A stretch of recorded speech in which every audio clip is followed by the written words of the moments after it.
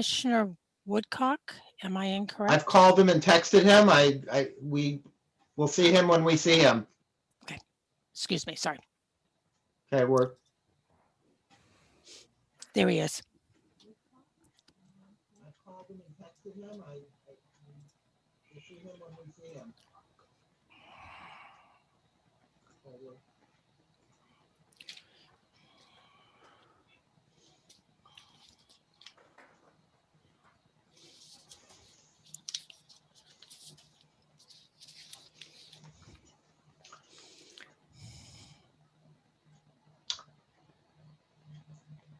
The attendees are showing up. Hang on a moment.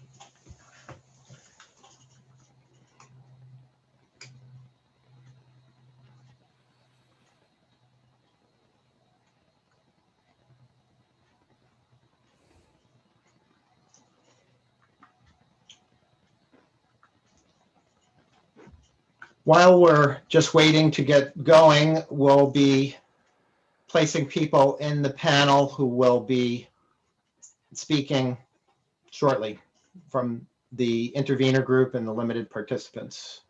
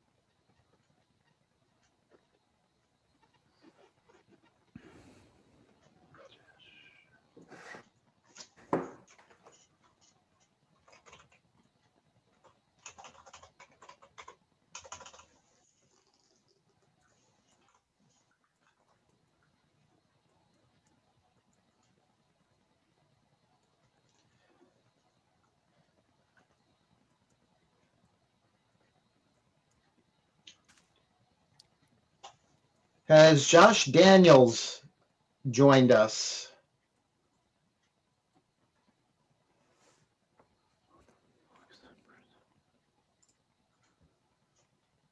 He's definitely on the webinar. He might be in the other room. I'm looking for him so we can place him on the panel. Anybody spot him? I don't see him yet, Roseanne. He texted to say he was in, so he definitely should be on the list. Yeah, I saw him earlier. I don't see him now. Yeah, I saw him a minute ago. Yeah.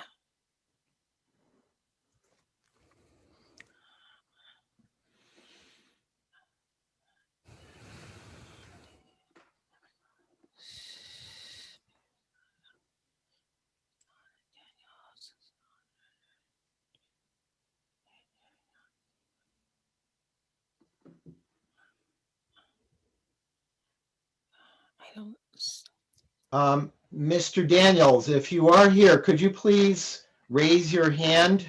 Use the raise hand feature so we can perhaps identify you if you're showing up by some other name?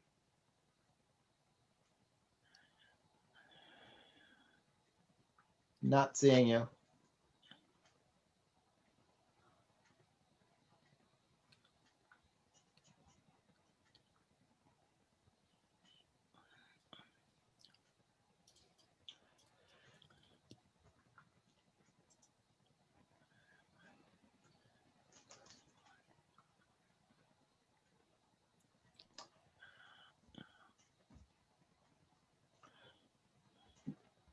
Roseanne, could I ask a favor? Could you confirm with Josh that he is somewhere, either in the attendee group or elsewhere? Yes, I'm working on that right now, Andy. Thank you.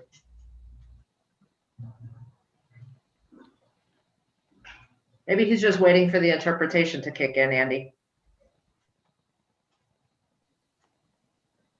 There he is.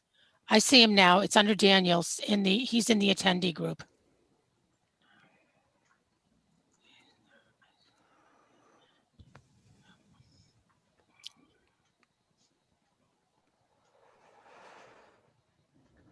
Good afternoon.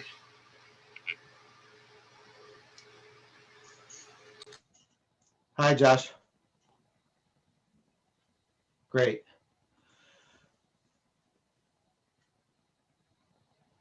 Okay, I think we are pretty well configured at this point.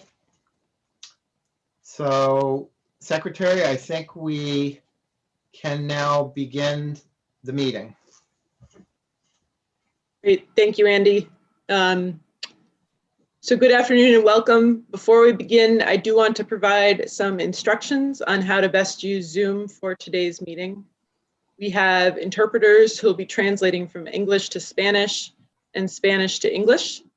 To select your desired language, click on the globe icon at the bottom of your screen and select English or Spanish so that you can hear everything said today with interpretation as needed. I'll give you a moment so you can do that now. Please do not check the box that says mute original audio. We recommend this so that you can still hear the voice of the actual speaker faintly in the background, but mostly you will hear the voice of the interpreter when speaking. Dial-in participants on the phone number included in the notice, which is 646-558-8656, will hear the speaker's voice without interpretation. Unfortunately, Zoom does not currently offer interpretation for dial-in participants. However, comments made by dial-in participants on this number will be interpreted into Spanish or English. For dial-in participants who want to listen and speak in Spanish during the meeting, we have some good news. We have added an additional phone line for this purpose using a custom-built solution with two-way Spanish interpretation. The telephone number for the Spanish interpretation dial-in line is 1-888-585-9008. And the room number is 572-195-548. So to access the Spanish interpretation dial-in line, first you dial 1-888-585-9008. Then you enter room number 572-195-548.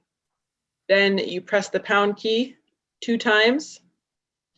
Then you record your name, you press the pound key again. I will pause for these instructions to be interpreted in Spanish, and we'll put this information on the screen as well. Mauricio? Y buenas tardes a todos. Contamos con intérpretes. ¿Me escuchan correctamente? Contamos con intérpretes que traducirán del inglés al español y del español al inglés. Para seleccionar el idioma que desee, haga clic en el icono de globo en la parte inferior de su pantalla. y seleccione inglés o español para que pueda escuchar todo lo que se dice con interpretación en la lengua que desee. Le daré un momento para que pueda hacerlo.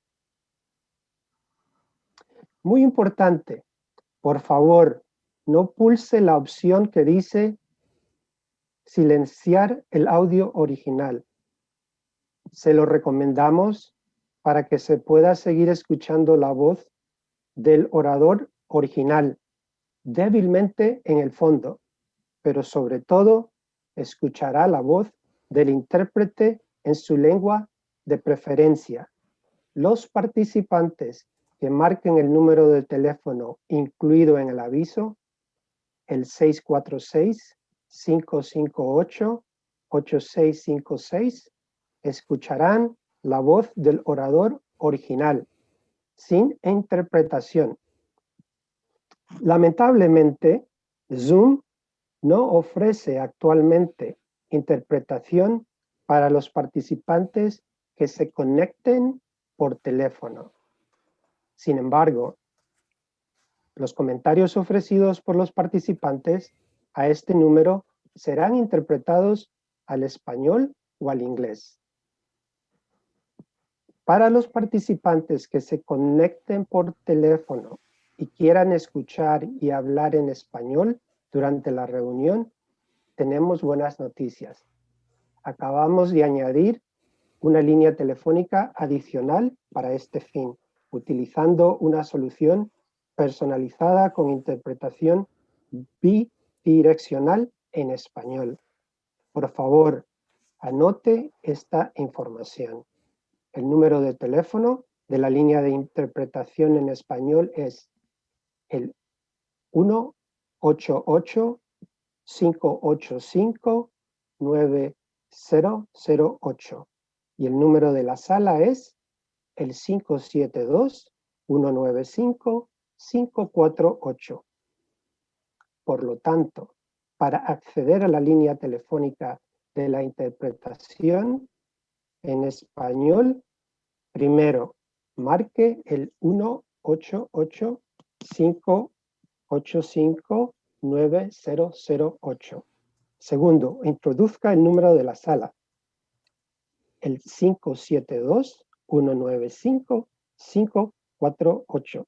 Tercero, pulse la tecla con el signo del número 2 veces. Cuarto, deje su nombre y finalmente pulse de nuevo la tecla con el signo de número. Haré en estos momentos una pausa para que estas instrucciones sean interpretadas al español. Thank you, Y Mauricio. ahora, Oops, sorry. Keep going. y ahora pondremos también esta información en la pantalla. Esperaré para que las personas que llamen puedan llamar a la línea de interpretación en español, si desean utilizarla. También señalaré que esta reunión se está grabando y se publicará en el canal de YouTube localizado en la siguiente DPU/EFSB, que incluirá una versión con interpretación de audio en español. Muchas gracias. Thank you. I missed part of my script there, so I will note in English as well that this meeting is being recorded and will be posted on the DPU EFSB YouTube channel, including a version with Spanish audio interpretation. So good afternoon again and welcome. This is a remote meeting of the Energy Facilities Siting Board regarding Eversource's proposed project change for the Mystic East Eagle Chelsea Reliability Project, docket number EFSB 14-04A/DPU 14-153A/14154A. My name is Katie Theoharides. I'm the Secretary of Energy and Environmental Affairs for the Commonwealth of Massachusetts and the chair of the Energy Facilities Siting Board. Joining me today are members of the Siting Board who I'll introduce in a moment. The meeting is a continuation of the prior siting board meeting held on December 16th, 2020, and scheduled for December 17th, 2020, and rescheduled for February 1st and 2nd, 2021, but postponed due to severe weather. This snow date was described in the notice of this meeting. The meeting today will continue with remaining comments from parties and limited participants in the proceeding, and then the public. If time permits, the board will deliberate and vote on the tentative decision before the meeting ends at 8 p.m. If not, the board will resume the meeting tomorrow morning at 9 a.m. as specified in the notice. Since this is a long meeting, we will have a 1-hour break at 5 p.m. and resume at 6 p.m. We will also have shorter breaks during the meeting at approximately 2:30 p.m. and 3:45 p.m. for about 10 minutes each. In addition, our interpreters will take turns every 30 minutes, and we will pause briefly to let them do so. Now let me introduce the other members of the Energy Facilities Siting Board participating in the meeting today.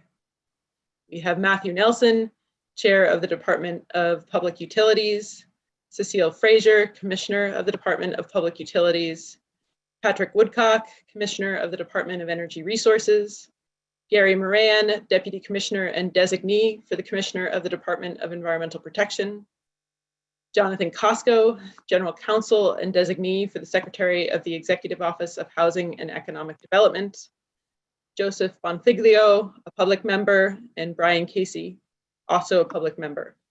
We have Andy Green, Director of the Siting Board, who will be serving as the meeting host along with other staff of the Siting Board. I'd also like to thank Dr. Shalonda Baker for her service to the board.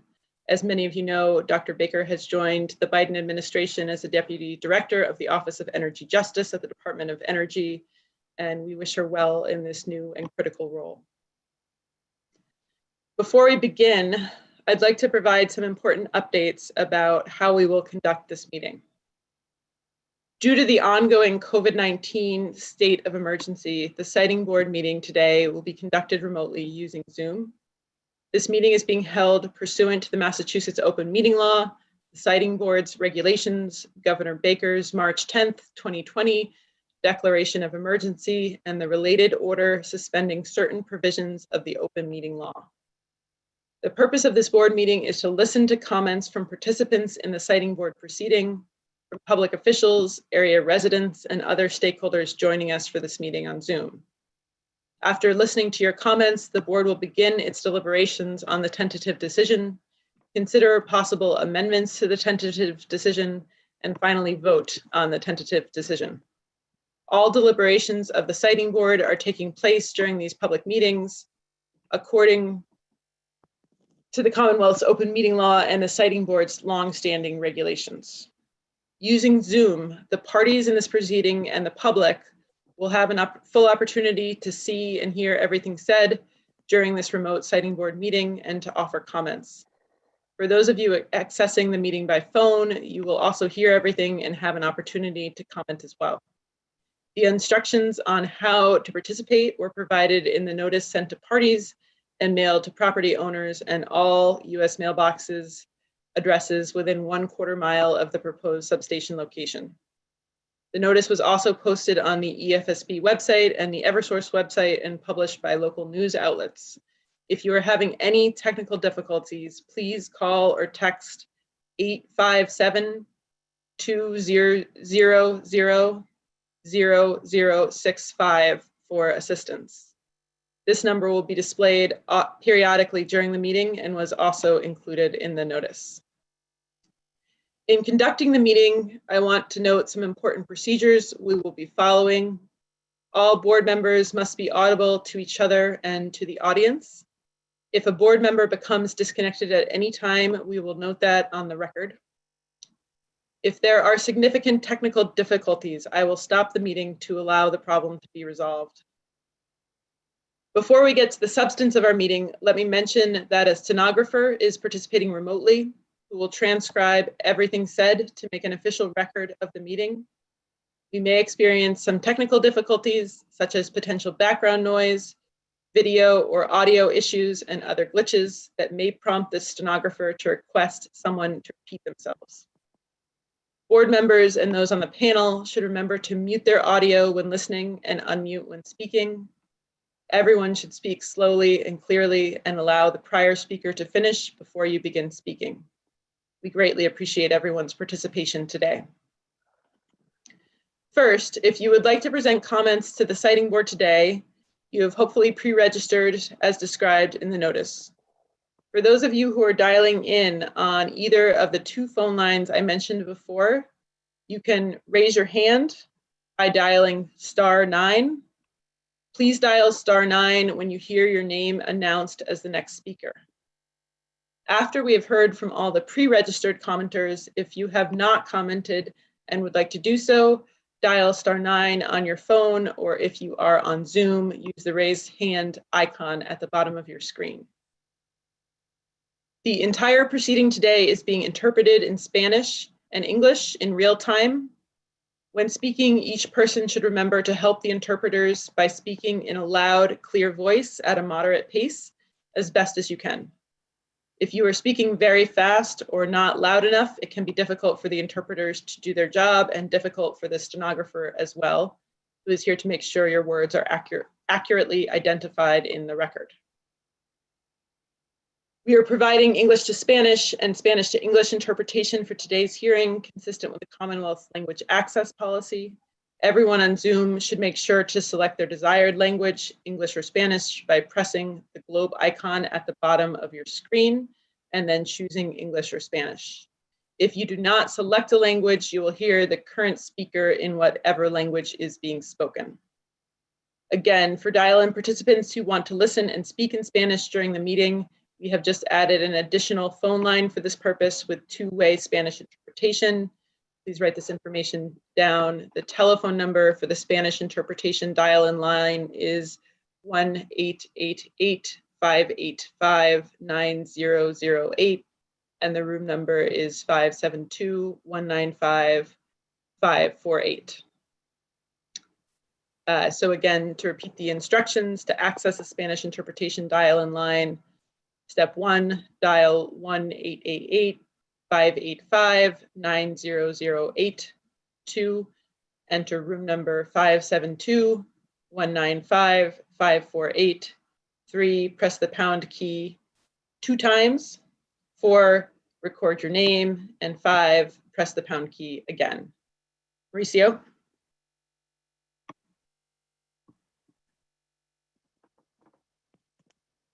Hello. Mauricio, could you? Sí, voy a Could we do the tener Thank esta you. vez,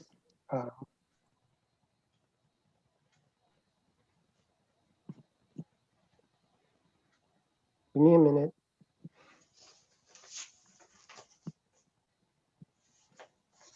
So, para los participantes que se conecten por teléfono y quieran escuchar y hablar en español durante la reunión, tenemos buenas noticias. Acabamos de añadir una línea telefónica adicional para este fin, utilizando una solución personalizada con interpretación bidireccional en español. Por favor, anote esta información. El número de teléfono de la línea de interpretación en español es el 188. Mauricio, we can't hear you. Un momento.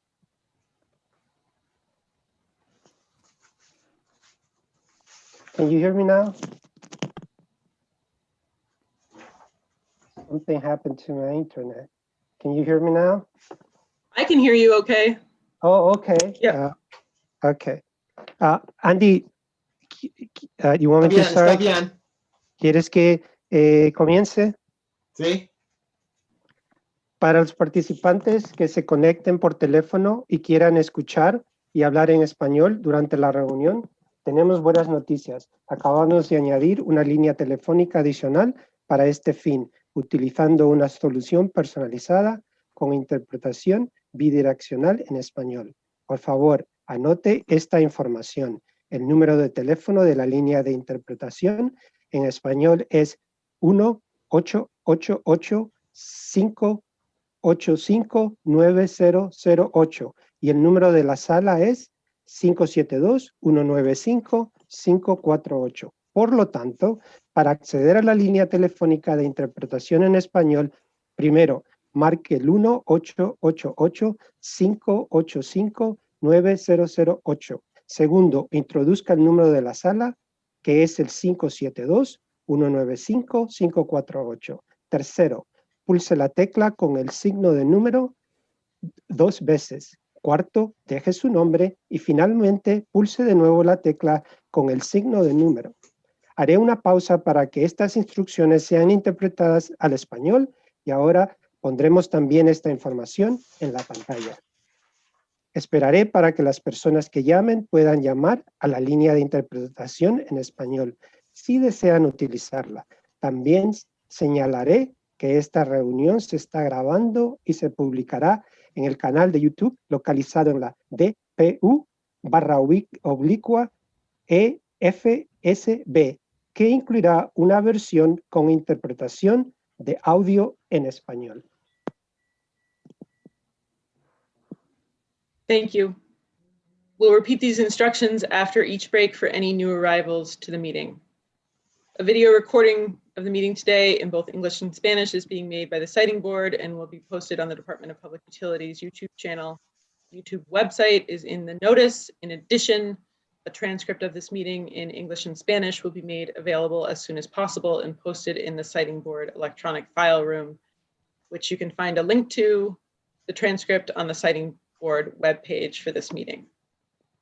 We've scheduled ample time in this board meeting for public comment. Public commenters are asked to keep comments to approximately 3 minutes per person so that we can hear from everyone who wishes to speak. We will gently remind speakers when it's time to wrap up about 30 seconds before the 3-minute mark and then at the 3-minute mark. Mr. Hazel of the Siting Board staff will hold up a sign to indicate when you are approaching that 3-minute mark. Mr. Hazel, can you hold up that sign? Thank you. Each public commenter will be provided only one opportunity to comment so that we may hear from everyone. Public officials who comment will have additional time as needed. Today, the Siting Board will continue listening to remaining comments by parties and limited participants in the proceeding, and then listen to comments from the public in the order that people signed up. We will take comments in the following order. First, from any federal, state, or local officials that did not have the opportunity to comment at the last meeting. Then from the interveners and limited participants that have not yet spoken. Finally, we'll turn to comments from members of the public. I will call on public commenters in the order that they have pre-registered. Time permitting, I will invite additional public commenters who use the raise hand feature on Zoom or *9 on your phone. There are many commenters that have signed up, and this morning we provided a list to the commenters with the order in which they signed up. Also, we will periodically display the list of upcoming commenters so you can check in on that. Okay, we are now ready to begin the substantive part of this meeting. There is one item on the agenda today, which is the consideration of the tentative decision in the matter of NSTAR Electric Company doing business as Eversource Energy, EFSB 14-04A, DPU 14-153A/14-154A, in which Eversource seeks approval from the Siting Board for a proposed change to the Eversource transmission project that the Siting Board approved on December 1st, 2017. The previously approved project included a new substation to be located on a city-owned parcel of land in East Boston. In this proceeding, Eversource seeks approval to move the substation approximately 200 feet to the west of the originally approved location within the same city-owned parcel of land in the East Eagle neighborhood. After all public comments are heard today, the board will begin deliberations and finally vote on the tentative decisions. So let me begin by calling on any officials present that have signed up to speak regarding the tentative decision and did not do so at the last meeting. I'll Excuse me, begin. Secretary, can I just ask, we have 2 panelists who are in the wait room. Sure. I have to leave at some point to pick up my children and to take them to another class. And so my colleague, John Walkie, needs to be brought into the panelist room so he can represent Green Roots with our legal attorney, our legal staff, and also Brindis Woods is in the waiting room. Great. Andy, can we bring those folks in? Yes, we can. Let's do that. I just want to mention that I just moved State Rep Adrian Matero in. He did speak, I believe, at our last. He has just requested an opportunity to address the board today. He should be in the panel now. Yes, he is. Great. I see you, Mr. Let's see if we Representative. can get Ms. Woods and Mr. Walkie back on the panel. I see Mr. Walkie, Okay, great. and I see Ms. Excellent. Woods. Yes. All present. Okay. I do not see any federal officials, but I did want to pause a moment to make sure we don't have any before I move on to the representative.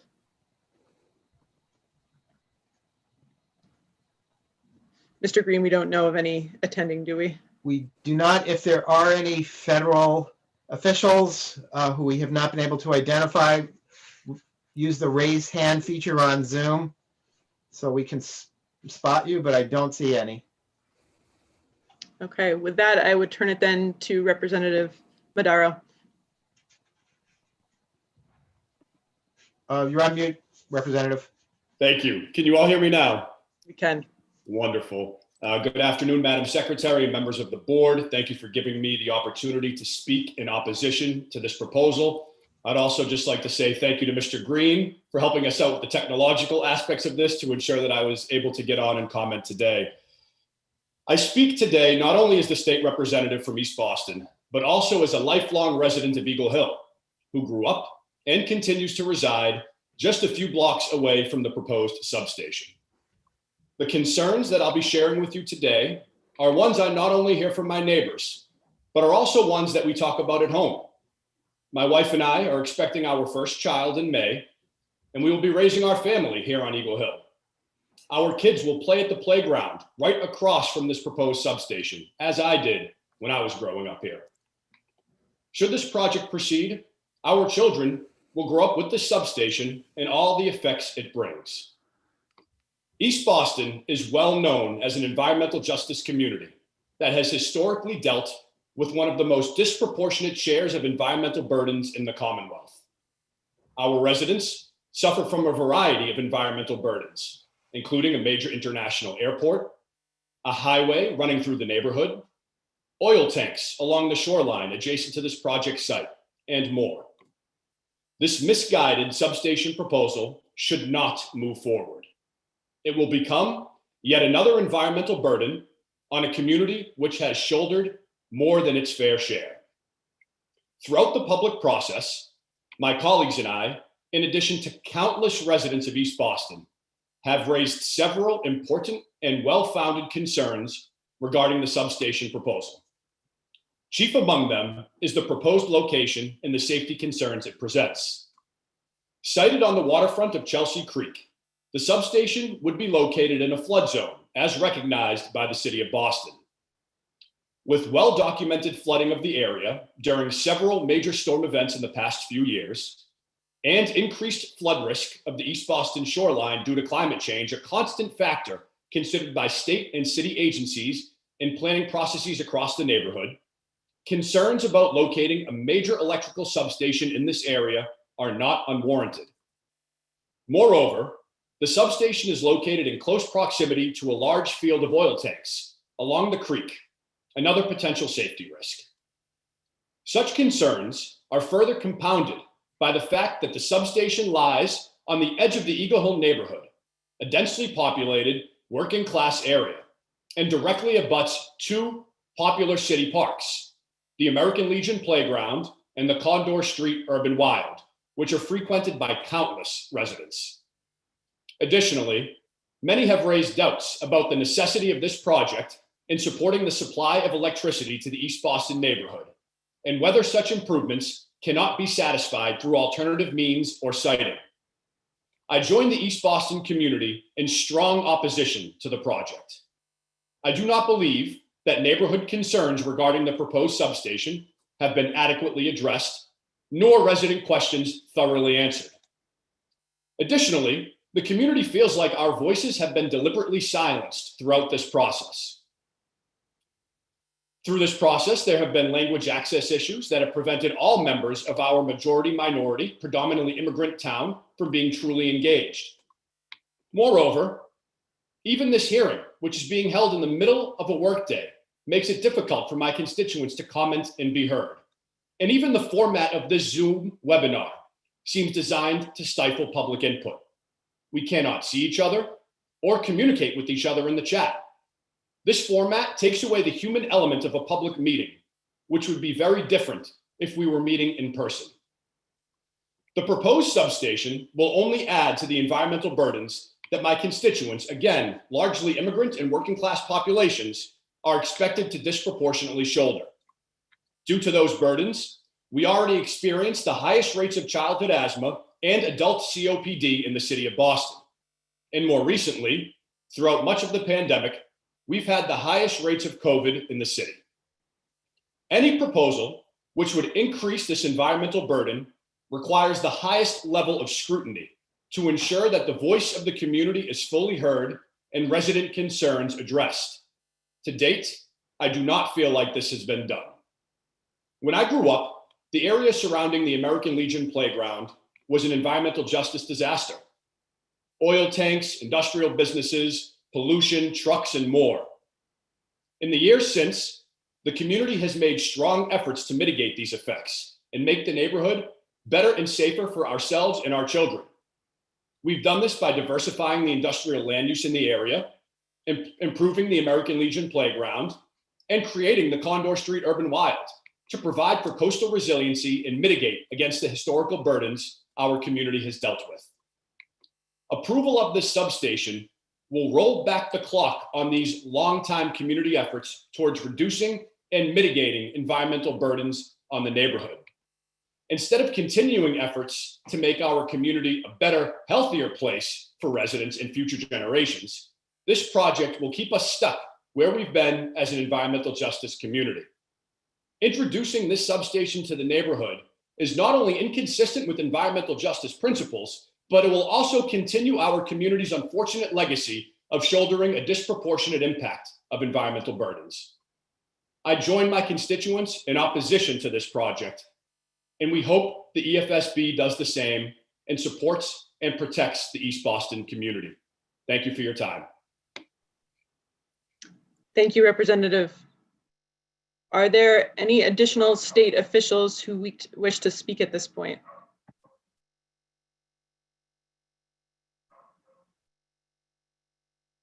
Okay. Seeing none, next we will hear from local officials. Are there any local officials present today? Madam Secretary, Boston City Councilor Michelle Wu had sent in a comment letter, which I have here. I was wondering if it'd be appropriate to read it, if we could read that into the record here. If she's, because I know some people have sent their testimony to me if they were not able to get into the hearing today because of work conflicts. Ms. Evans or Mr. Green, can you advise on this?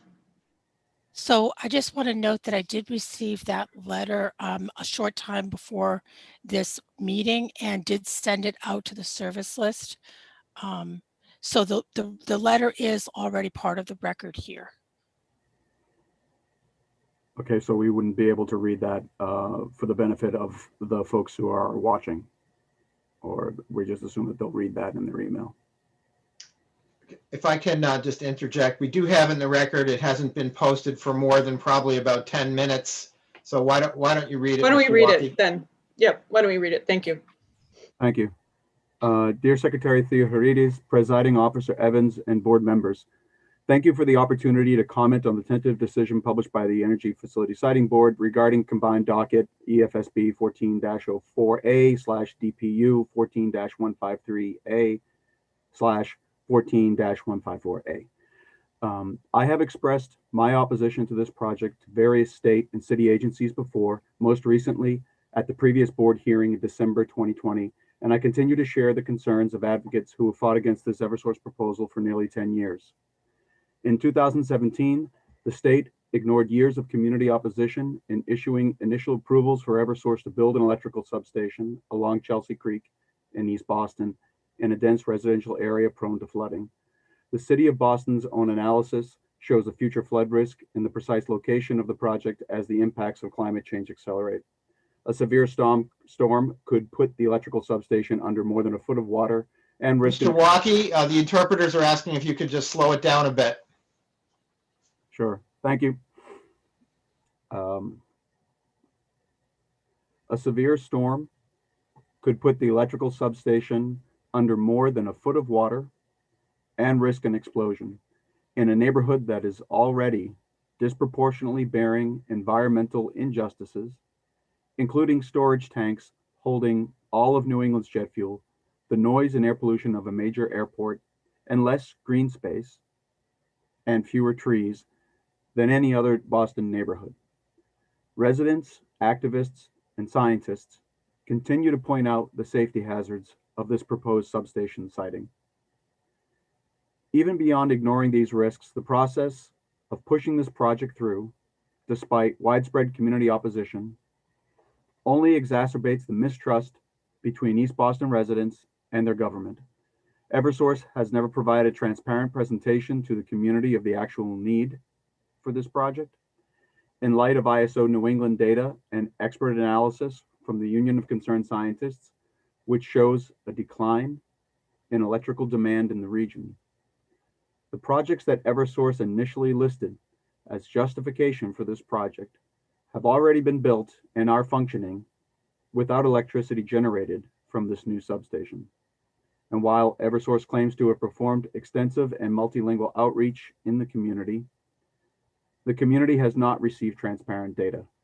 Earlier this year, Green Roots and the Conservation Law Foundation filed a federal lawsuit against the U.S. Environmental Protection Agency after it failed to investigate discrimination concerns following the Title VI civil rights complaint filed against this body.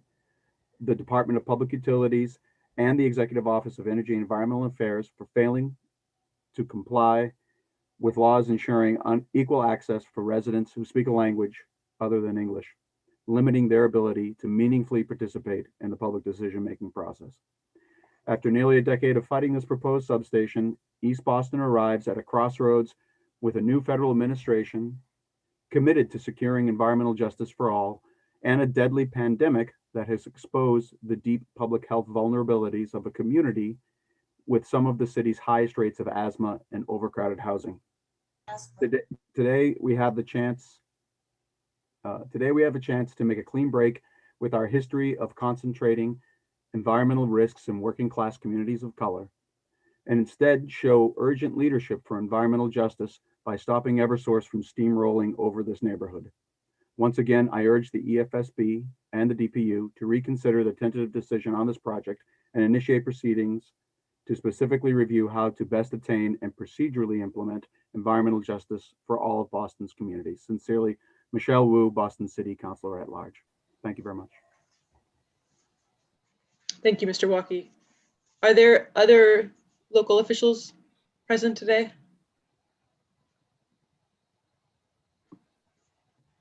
Okay. Before we resume comments by the parties, I would like to note that the Siting Board received timely comments written in March 2020 on the tentative decision from Eversource, Green Roots, Conservation Law Foundation, Julia Ivey, and Boston City Councilor Lydia Edwards. Since publication of notice for this meeting, the board received written comments from additional groups and individuals, which have all been posted online and are accessible to the public in the Siting Board's electronic file room. These include comments from Eversource Energy as the applicant, Green Roots, including witnesses Brindis Woods and Marcos Luna, Conservation Law Foundation, elected officials, including one set of comments from US Senators Markey and Warren, US Representatives Clark, Kennedy, Presley, State Senators Boncory, DiDomenico, and Eldridge, State Representatives Modero, Dubois, Miranda, and Ryan, and Boston City Councilors Edwards, Asabi George, Neha, and Wu. And another set of comments from Boston City Councilors Lydia Edwards and Michelle Wu. Comments also include Joe Aponte, Eric Berkman, and public commenters Ann Finkel, Dan Bailey, Maria Caroline Tacona, Deborah Merson, Stephanie Tam, John Antonellis, Leonard Olson, Ben and Jenna Brown. After the deadline, we received the following written comments from public commenters: Corinne Jager, Lena Greenberg, Jacqueline Royce, and John McDougall. We received some additional comments over the last month. There were 3 interveners and 11 limited participants in the proceeding. I will now ask interveners if they would like to present comments to the board. Green Roots is a party to the proceeding and is represented by Joshua Daniels, who commented at our prior meeting, as did Mr. Walkie and Ms. Bongiovanni. However, Dr. Woods and Professor Luna did not have an opportunity to comment in the last meeting. I would ask counsel for Green Roots if Dr. Woods, well, we know Dr. Woods is present and would like to comment on behalf of Green Roots. And also Professor Luna, who submitted comments. Thank you, Madam Secretary. My understanding is both of them would like to do so at this time. Okay, terrific. Go ahead. Shall I begin? Yes, let's start with you, Dr. Wood. All right, great, thank you. Good afternoon, Madam Secretary, Presiding Officer Evans, board members, and members of the public. My name is Brindice Woods, and I am a senior researcher at the Applied Economics Clinic. We're based in Arlington, Massachusetts, and we're a nonprofit consulting group that provides expert analysis on issues related to the environment, energy, and equity. I first became involved with this project in June 2019 when I submitted testimony before the EFSB that concluded, quote, "Eversource has not presented convincing evidence of the need for the proposed East Eagle Street substation." In December 2020, I provided written comments that recommended that EFSB vote to reject the tentative decision issued by the Siting Board, given that Eversource has still not presented convincing evidence of the need for the proposed substation. I'm speaking here today to again recommend that the Siting Board reject Eversource's proposal. During the first portion of this meeting back in December, I heard a lot of discussion about whether or not this project is needed. As I believe the only person who submitted testimony in the current proceeding regarding the issue of project need, I listened very carefully. And though I heard a lot of information, some of which had been made available to stakeholders before the meeting, and some of which had not, the questions I have about Eversource's justification of the project's need ultimately remain unchanged. In 2017, using 2015 load forecast data from the ISO New England SELT report, Eversource claimed that electric load in the Chelsea East Boston load pocket would increase, I'm slowing down, thank you, would increase at a rate of 1.0% per year. Today, in January 2021, Eversource is claiming that they have updated their load forecast data, recalibrated their analysis, and that electric load in the Chelsea East Boston load pocket will increase at a rate of 0.9% per year. That rate of load increase is essentially unchanged, 1.0% to 0.9%, despite updating the load forecast data from the 2015 SELT report to the 2020 SELT report.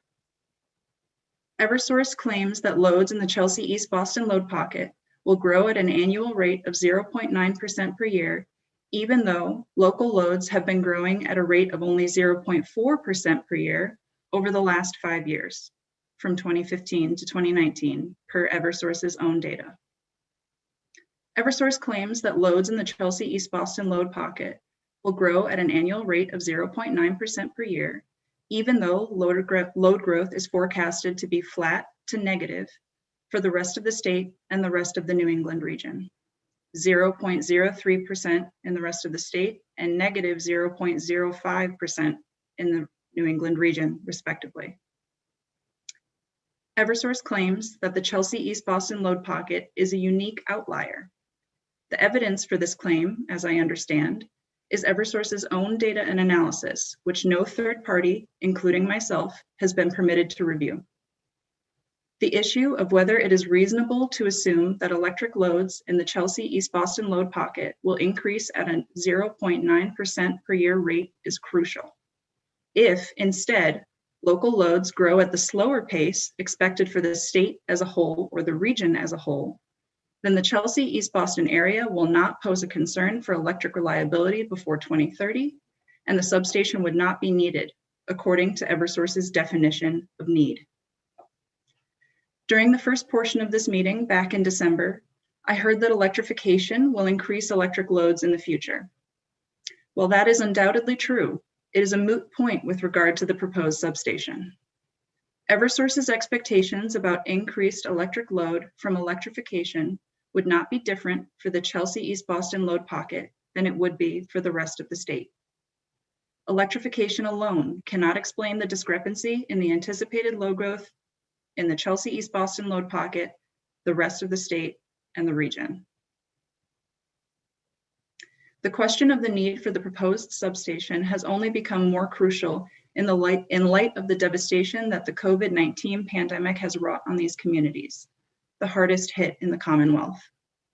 If there were ever a time to be particularly sensitive and receptive to the community's stated needs and wishes, one would think that time would be now. In addition, the COVID-19 pandemic has changed energy use patterns significantly. Commercial and industrial energy use is down, residential energy use is up, and it is unclear how these trends will continue to shift in the future. During the first portion of this meeting back in December, I heard that in order to reopen the issue of project need, interveners in this docket must meet a, quote, very high burden, end quote. But interveners cannot meet that burden without access to key information. I asked the board to give Green Roots and other interveners the opportunity to make their case by requiring Eversource to make available all information underlying the company's claim that the Chelsea East Boston load pocket is a unique pocket of load growth in a sea of flat and declining loads. The specific information that would be needed for a third-party review include historical load data for the Chelsea East Boston load pocket that goes further back than the data already provided by Eversource. Eversource's load forecasting analysis and outputs used to develop the Chelsea East Boston load forecast, including any and all adjustments to CELT 2020 load forecast data, expectations around load increases from electrification, all new customer additions, and load increases that would result from those additions, and any other supporting materials. This concludes my comments. Thank you very much. Thank you. Dr. Luna? Thank you. Good afternoon. My name is Marcos Luna, and I am a professor of geography and sustainability and the coordinator of the Graduate Geoinformation Sciences program at Salem State University. My area of expertise includes analyzing environmental risk in vulnerable communities. I'm also a resident of East Boston, and specifically the Eagle Hill neighborhood where the proposed substation might be. The proposed site for Eversource's substation on the shore of Chelsea Creek is not currently in a designated flood risk zone, but it will become so within the project's lifetime. No one disputes that the site will become increasingly subject to flood risk due to sea level rise and also changing patterns in extreme weather over the course of coming decades, if not sooner. All the available science shows that this site will experience significant flooding. The only question is how soon this will happen. Eversource and the EFSB staff are misunderstanding or underestimating flood risk. They are using optimistic middle range scenarios with an inappropriately short time horizon, and they are ignoring plausible high stakes scenarios. And they are using an inconsistent standard of risk assessment.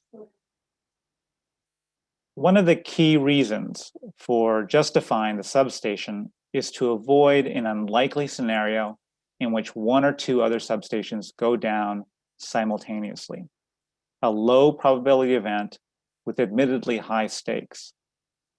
The same standard of risk avoidance should be used for flood risk. I've submitted written comments in response to the tentative decision that describes in detail my arguments and provides supporting analyses, references, and maps. I'm going to offer a summary of the basic points and add some new information from more recent research that's come out. The flood analysis that Eversource did was based on two sources of information: the Federal Emergency Management Agency, or FEMA, flood risk maps, and the Climate Ready Boston reports released in 2016. FEMA flood risk maps are based on historic flooding and do not incorporate projected flood risk. It's widely recognized, including by FEMA, that these flood maps do not convey the real risk of climate change. Sorry, I'll slow down. Unfortunately, there is no other official flood risk standard that does. Most flood-based policies and recommendations today, including the vague guidance by ISO New England and the American Society of Civil Engineers, are still tied to FEMA flood maps. In 2016, Climate Ready Boston released its report of locally modeled climate change risks based on work by the Boston Research Advisory Group, or BRAG, a collaboration of researchers from universities throughout the Commonwealth. Technical experts from state and federal agencies and flood modeling from the Massachusetts Department of Transportation for a Boston Harbor flood risk model. The BRAG report offers a range of projections for sea level rise for Boston through 2100, with varying levels of probability. BRAG made no recommendations about what time horizon or what level of probability to use. Eversource chose to look no further than 2070 and to only consider the middle range probabilities, not upper range probabilities or worst case scenarios. The 2070 cutoff is unrealistic, since we know from Eversource's own experience that substations can be very long-lived, well beyond the 40-year lifespan that's been discussed. In fact, Eversource said in their post-hearing reply brief, quote, "The substation is not likely to cease to operate as such by 2070, unquote." This is consistent with the concessions by their witness, now the Director of Capital Projects and Engineering at Eversource, made on cross-examination. Eversource should be considering lower probability, high-stakes scenarios for this critical infrastructure. In fact, this is precisely what leading scientists on sea level rise projections have been advising: to look beyond the middle range probabilities and take seriously high-end scenarios with potentially catastrophic effects. Low probability events do happen. When it comes to risk and essential infrastructure, the question should not be what is likely to happen, but rather what can plausibly happen. And what does it mean if the worst case scenario unfolds? Who will be harmed? What will it cost? And who will have to bear the consequences? No one is projecting that things are going to get better. Since the early 1980s, there have been about 75 studies generating projections of sea level rise globally. This includes the assessment reports by the IPCC, which started in 1990. In fact, since the IPCC's fourth assessment report was released in 2007, projections of the upper range of sea level rise have widened dramatically. In fact, since their last report in 2014, there have been 28 studies and more than 90 projections of sea level rise, with a median projected rise that is 50% higher than the IPCC's projections. This is in large part because of greater understanding of the contribution of melting ice sheets and observations that show that the climate system is changing much more quickly than we previously thought possible. Equally important, we are continuing to add carbon dioxide to the atmosphere at an accelerating rate. Last year, carbon dioxide levels in the atmosphere reached the highest level they've been in human history, and probably the highest they've been in the last 3 million years. The last time there was this much carbon dioxide in the atmosphere, the global average surface temperature was 3 to 5 degrees Fahrenheit warmer than they are today, and sea levels were 50 to 80 feet higher. It's instructive to look at how policies lag reality.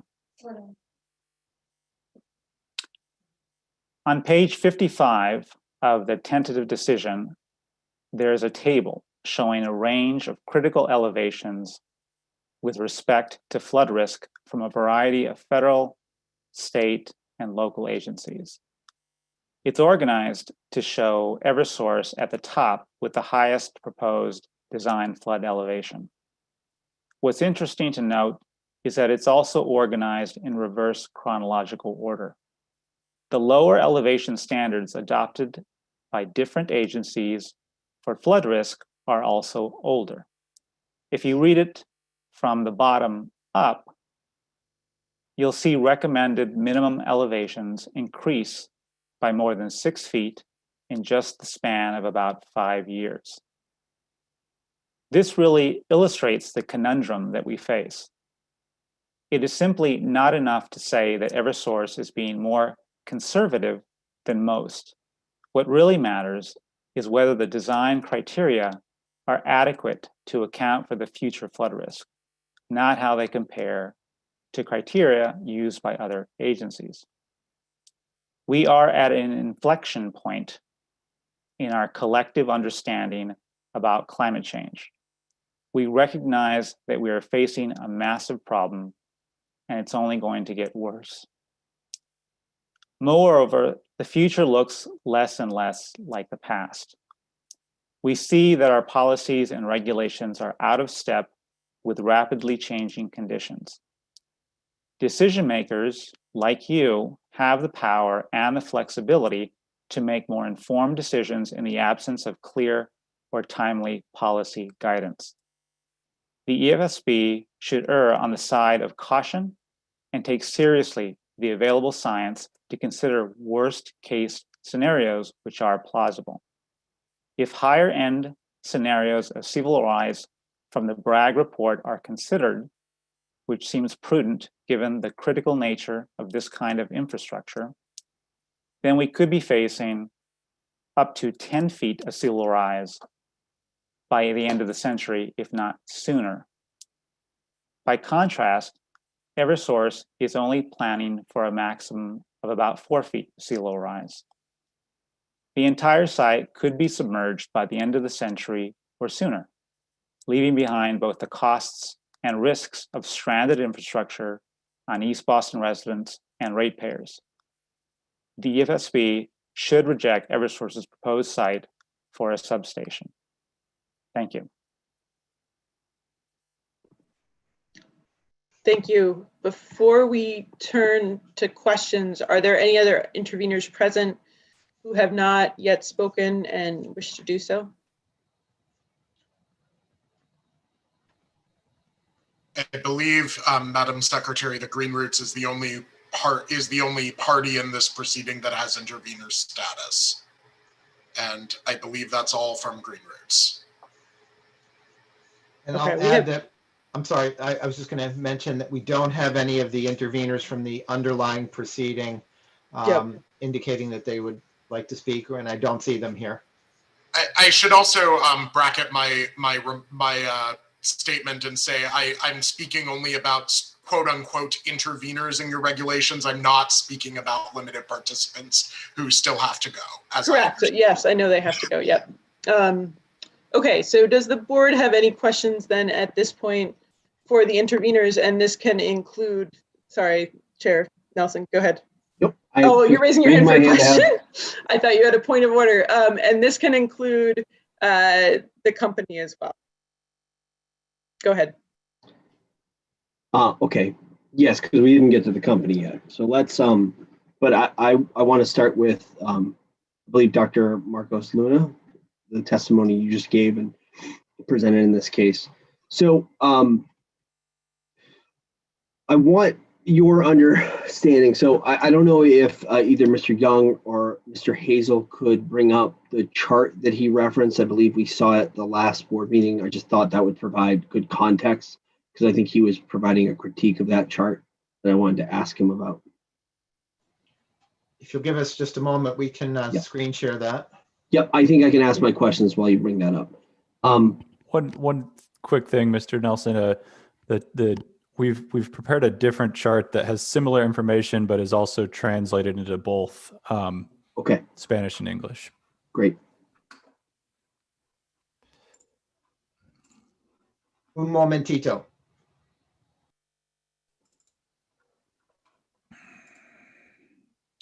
This should show the design flood elevations of various different organizations that Dr. Luna referenced.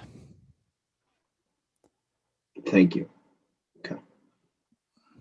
So, Dr. Luna, I think you had indicated that the information here sequentially, I just want to understand that point because I think it was an interesting point. Sequentially, oldest is at the bottom to kind of the most recent at the top. Is that, could you explain that a little bit more looking at this diagram? Sure. I haven't seen this diagram before, Okay. so I'm relating it to the document, the tentative decision table that's there. But if we start at the bottom, the lower end, so on the original table, we had the MassDOT Central Artery Tunnel Project report, the Boston Harbor flood risk model. Okay. And that was the lowest flood risk guidance that was being cited or quoted. And that one is based on the fourth assessment report from IPCC. So that one's dating back to 2012 or so. And then the next one up from that one that was listed was the American Society of Civil Engineers. And that one was based upon FEMA flood risks, and they added 2 feet to that. And that one dates to 2014 to the ASC's flood resistant design construction guidance, which is kind of like the Bible for engineers when they're designing things. And then after that, it was the ISO New England level, which was tied also to FEMA. And then they initially added a foot or so. And then more recently, they added 2 feet. That was 2018, and then it got updated again in 2019. But that's not actually a study. It was just kind of recommendation based on a poll of their members. And then after that, you start getting into the BPDA, which is based on the Climate Ready Boston guidance, which comes out in 2016. And then in between there, you have Massport, whose design flood elevation recommendations came out. They had 2 sets, and they updated them originally in 2015 on the MassDOT Boston Harbor flood risk model, and then they updated again when the Climate Ready Boston report came out. Although interestingly, using the same information, they came out with a higher design flood elevation recommendation than what BPDA had recommended. It's like a foot or 2 feet higher. I'm going over my notes right now. So is that clear what I'm saying? Yeah, I think I follow. So one of the other critiques I believe that you mentioned was the number here. We have the 100-year flood in 2070 Climate Ready Boston, which I think is related to the Bragg report that you mentioned. And you had mentioned this was a middle forecast, not a high end. Is that accurate? Correct. Okay. And so do you know what the high end would have been? I'm just trying to understand the kind of range, if it's 18.7 feet versus, that's not significant, but it seems like it was a very significant high end. Yeah, so the way that the projections are provided in the Bragg report, you have kind of like a continuous scale over time, and you have a curve running up over time into the future.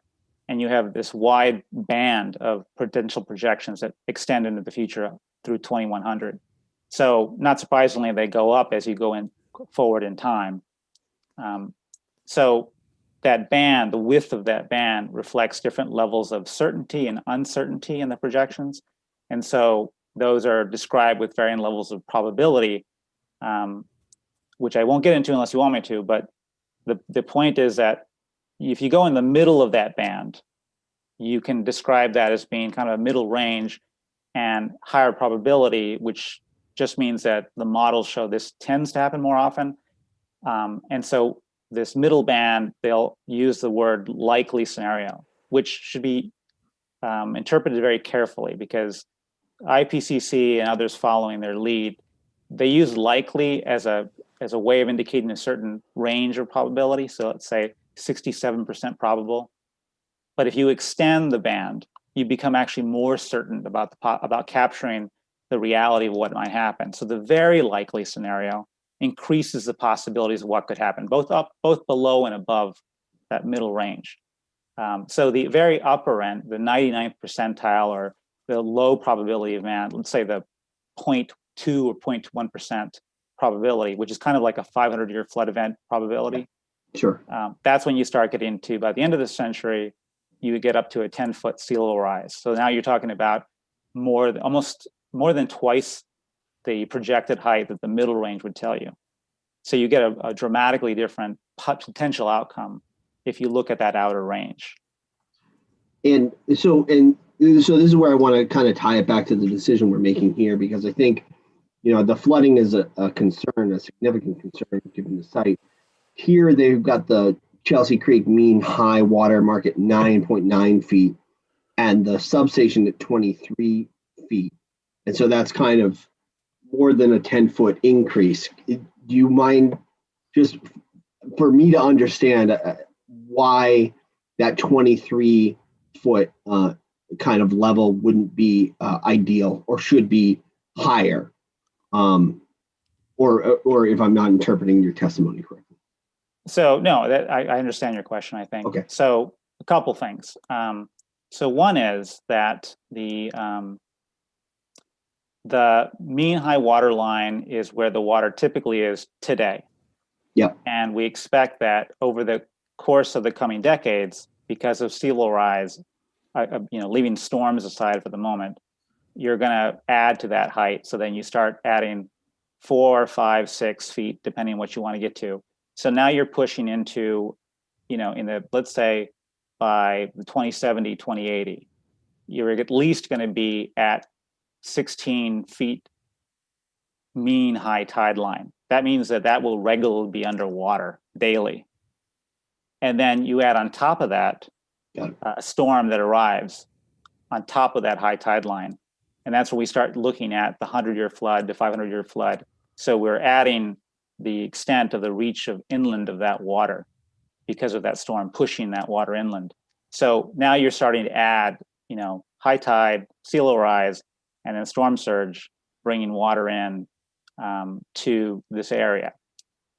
So that can add, depending on which projection you want to go with, a substantial amount of water. So if we add 10 feet, let's say by the end of the century of sea level rise, then the 100-year flood extent starts pushing into, let's say, 25, 26, 27 feet. All right. So now you're above that design flood elevation. It sounds dramatic comparing to where you are now, but we're talking about a lot of change over that time. Now, the second point to that too is the site itself is sitting right on the edge of the creek, and it's fairly high at that point. But Condor Street is actually a low point, and there's other pathways by which the water can penetrate to that area. And this has been the perennial problem, or this is the problem for East Boston in general, is trying to, if possible, stop up all these routes for water to penetrate into the area. So that's another thing it doesn't capture right away when you just look at the immediate height relative to the water along that, right at the coastline where the substation site would be. So I think I get it, because the mean high water line rises every year. right? Because that's just, so the bottom rises, so you have to pay attention to where you're setting that maximum as well. That's not a fixed amount. And I think you want the board to take into consideration the future of what we know is going to happen here, so that we can, so that we're not making a mistake by building this too low to sea level. Is that accurate? Correct. Okay. All right. Thank you very much. Thank you. Chair Nelson, are you all set with this graphic here? I am. Thank you for bringing it up. Welcome.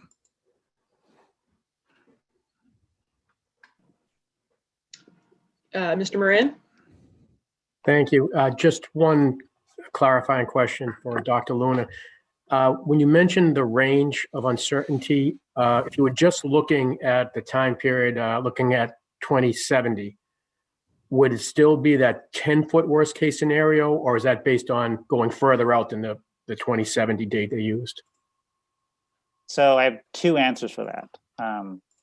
So if we looked at the way that the charts are presented to you, you have these cutoff dates that were presented in the Climate Ready Boston report, and also that are reproduced in the Eversource flood analysis, 2030, 2050, 2070, 2090, 2100. And 2070, it shows that the range is topping out, let's say, at 7 feet, okay, on the higher end. So it wouldn't be near that upper range that was projected or shown to be on the outer end of the period, so after 2070. So on the face of it, it appears that no, you would not get anywhere near that by 2070. However, the time periods that are presented should not be interpreted as being like annual cutoffs, like by 2030, we think this might happen. There's actually another level of uncertainty that the Bragg report very clearly explains. Those time periods are actually 19-year averages. So when you look at 2030, 2050, 2070, you shouldn't interpret it to say by that date. What you shouldn't say is that in a 20-year range around that date, you might hit that water level. So there's actually two levels of uncertainty that are being communicated. One is how high might the water get, but the second is when might it occur. So it's very possible that you could get higher water elevations much sooner than you anticipated. And this is what I'm considering. This is part of the assessment of risk, is to say, you're not assured that that risk doesn't arrive until 2070. That risk could arrive in 2050 because of that range, that window range. It's built into the model and it's communicated, but that doesn't come across clearly, I think, in the way that some of this is presented. Does that make sense? It does. Thank you.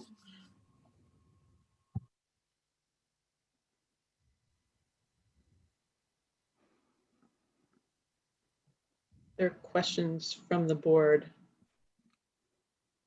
I have a couple for Dr. Woods, but I just want to give other people an opportunity.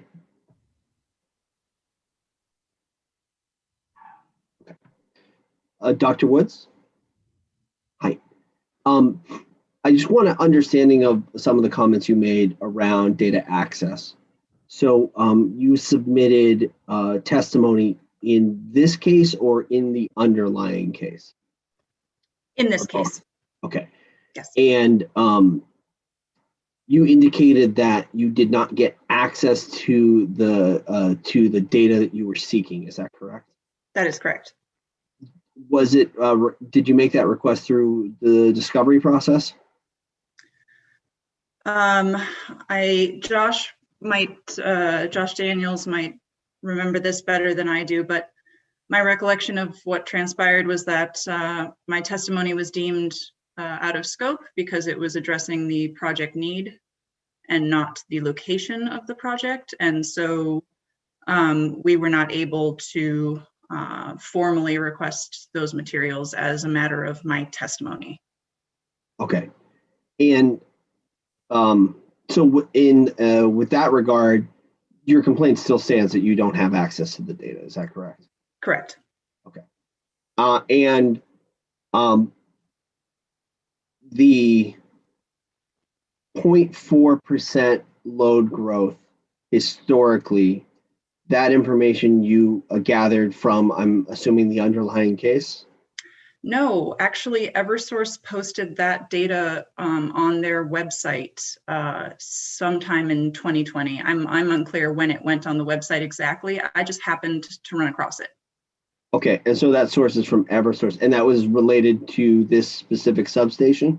It was or this indeed. area? Okay. Yes, yes. They called it, I can tell you, I'm actually, they called it the Chelsea East Boston load pocket. Yes. Okay. All right, great. And that was what you used in developing your testimony. Now, I'll ask the company about that when we get to question them. My next question would be, you had said that they made an assumption of 0.9% load growth annually. Yes. Is what would be the triggering point for the company, and they're currently at 0.4% load growth. So I'm giving, those are annual rates of change. So the peak load data that they gave for 2015 to 2019 equals out to 0.4% per year. And then the forecast that they're providing equals out to 0.9% per year. And that's the information that Eversource, I'm getting that information from Eversource's website, from information that they posted last year that actually did not factor into my testimony because I did not have that information at the time I submitted my testimony. Okay. So that information was more up to date, presumably, than what I was working with in my testimony. Yeah, absolutely. And so I would say, I guess there's a question, right, that the board's tackling around the threshold, right, for reopening the record, which would allow the need case to be a complete part of the record again, right, because it was in the underlying case. Did you see any fault in the underlying decision that, in that case, that has changed based on any new information? Simply the vintage of the data that was used in the underlying decision.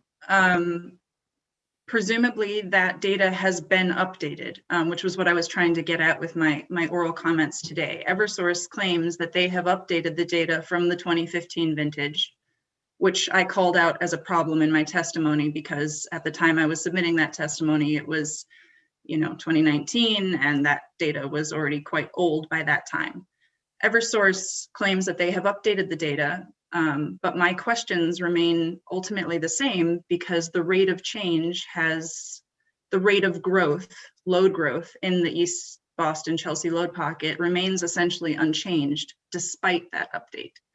And just to be clear, in the 2015 load forecast, which Eversource was previously using, load forecasts for the state and for the region were both anticipated to be positive.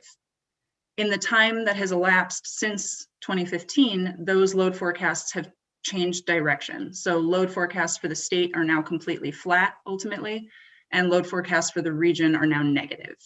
Do you know what's been driving that decrease in load? Changes, many things, but the load forecasts from CELT have been going basically progressively a little bit down each year in order to reflect what they see happening in the electric market and to reflect the most current electric trends. Do you know what the two most predominant factors are in driving that load forecast down? Not off the top of my head. I would have to look through those materials again. Okay, that's okay.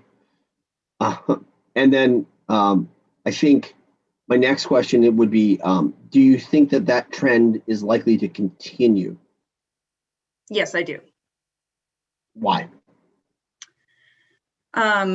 It's a trend that's established itself quite clearly over the last 5, 6, even 7 years. The CELT load forecasts themselves, the fact that they have been adjusting themselves downwards in order to better reflect the state of reality that we see in electric markets. With that said, I do think COVID-19 and the sort of drastic shifts that we've seen in electric use and energy use more broadly could throw a wrench in that. And I certainly don't have a crystal ball to say how this might play out into the future, but just to say we are certainly in a moment of flat to declining load forecasts for our state and for our region. And COVID-19 only enhances our uncertainty about what we should expect in the next few years. Okay. Do you think any of the climate policy will have an impact on the potential for that forecast? Yes, I do think electrification will increase electric loads in the longer term, and electrification is a matter of policy for the Commonwealth. That said, I don't think that that's a legitimate reason to say that the Chelsea East Boston load packet would be this unique pocket of load growth in a sea of otherwise flat and declining loads. If electrification is a trend, which hopefully it is, that will be equally true across most of the Commonwealth. There won't be certain pockets that are electrifying much, much, much faster than everybody else. Presumably that will go forward at a sort of consistent pace across regions. So to me, that doesn't hold water as an explanation for why the Chelsea East Boston load pocket is a unique pocket of load growth. Yeah, and so when I make this statement, please correct anything I might get wrong. But I would say that from what you're saying here is we don't know the impact of COVID. We don't know the impact for electrification, and we've seen a historical trend that doesn't line up with building a substation, and those are reasons why you think reopening the record would be appropriate. Yes, exactly. And I would love to see the actual assumptions around electrification and load growth and customer additions and all of that to be able to assess the actual data and analysis that's being used to make the claim. Okay. Thank you for helping me clarify some of your comments today. My pleasure.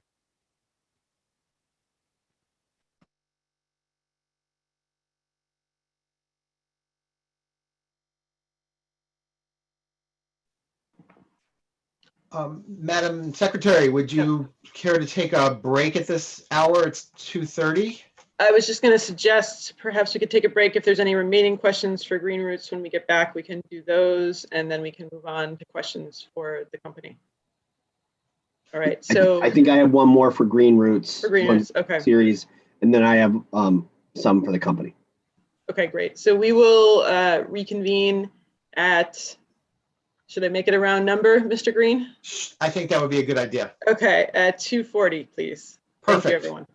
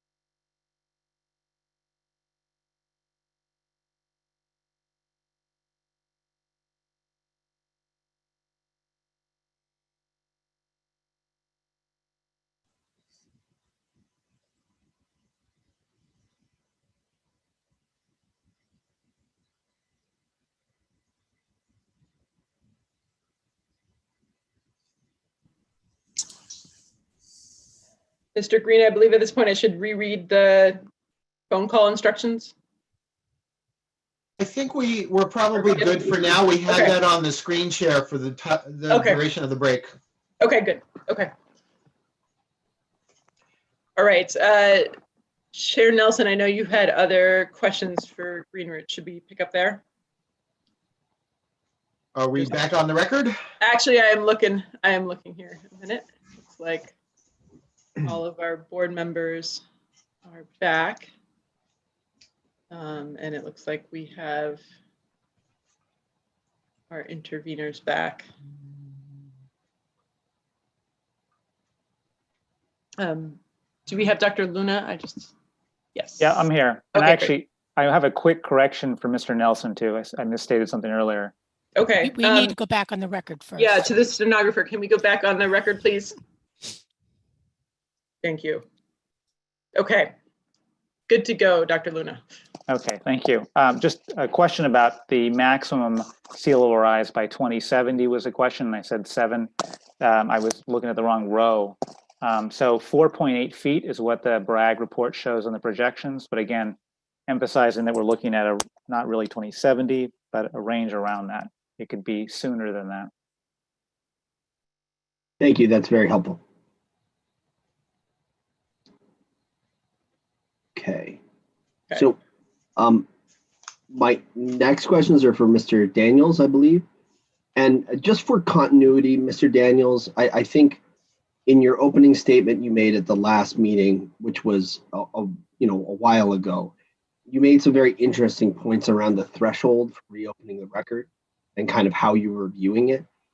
Just for the continuity of both the board and also people listening, do you mind giving me a summary of that before we begin our discussion of that? Sure, and thank you again.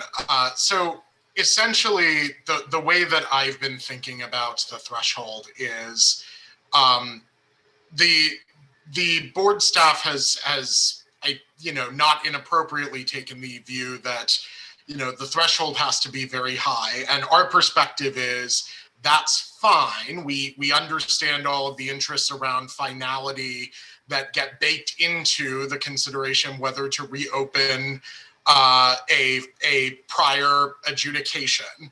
But the question of reopener and that high threshold really presumes that there was the full and fair opportunity to litigate it the first time around. And given the failure to abide by the commands of Section 69J and hold a public hearing in East Boston as required in the underlying proceeding. The first public hearing was held in February 2 years ago for this project change proceeding. And by that time, board staff had essentially taken the issue of need already off of the table. And B, the concerns that Ms. Woods has brought up around access to the data needed to make that showing. I think that Mr. Daniels? Yes. This is the court reporter. I'm not sure what happened, but I momentarily lost internet connection for about 40 seconds. I'm sorry to have to do this to you, but I'm going to need to ask you to begin again right after this point. You said, we understand all of the interests around finality that get baked into the consideration of whether to reopen. And that is the last thing that I heard.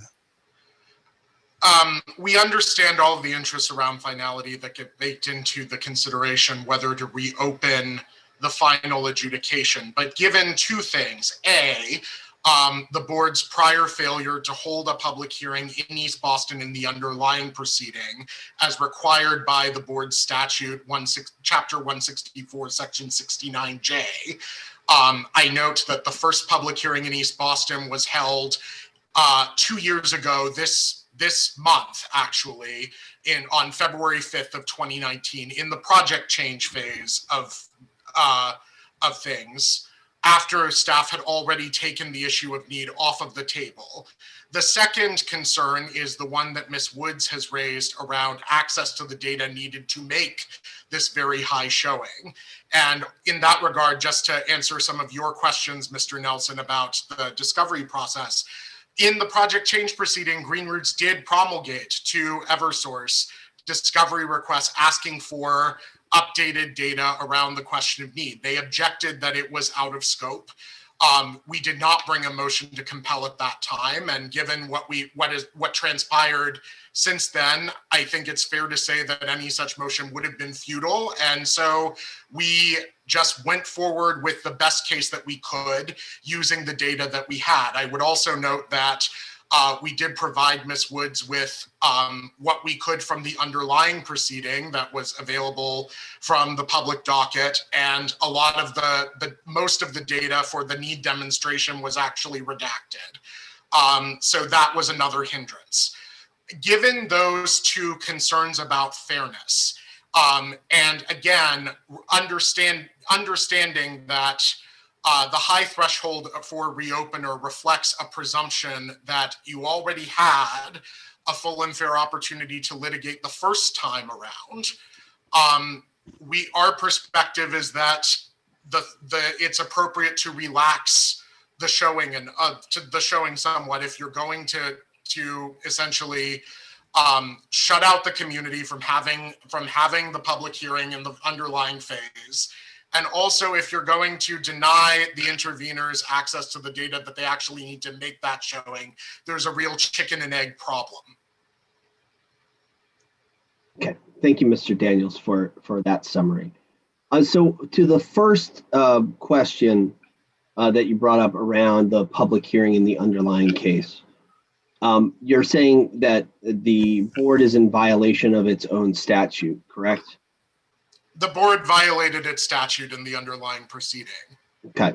And when you make that assertion, could you explain that did the board not hold a public hearing? I have further. You can hear me. Yeah, we can hear you, Alan.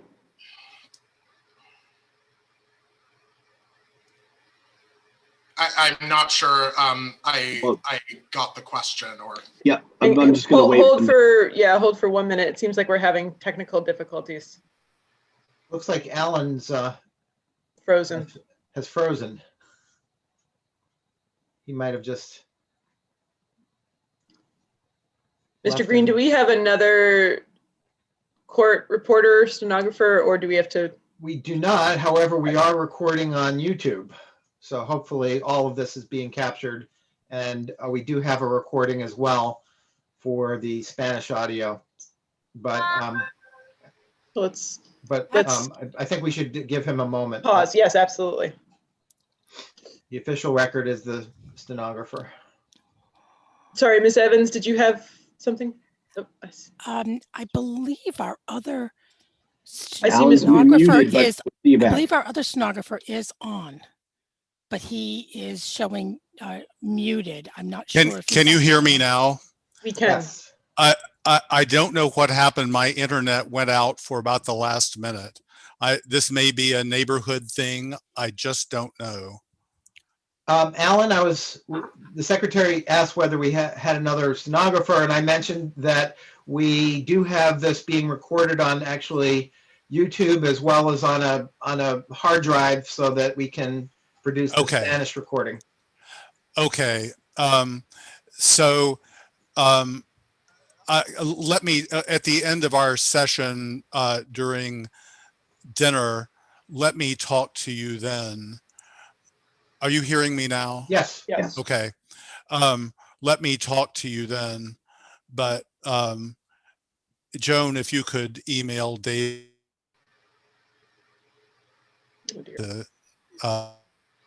I'm not hearing just you, Alan. ask him.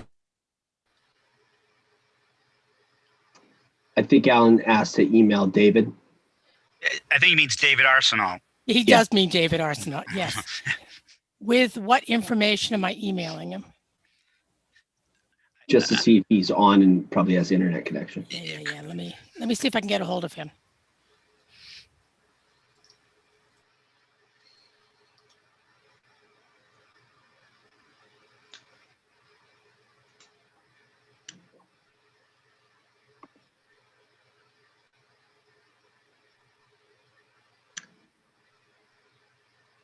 Alan, it seems like you are with us at the moment.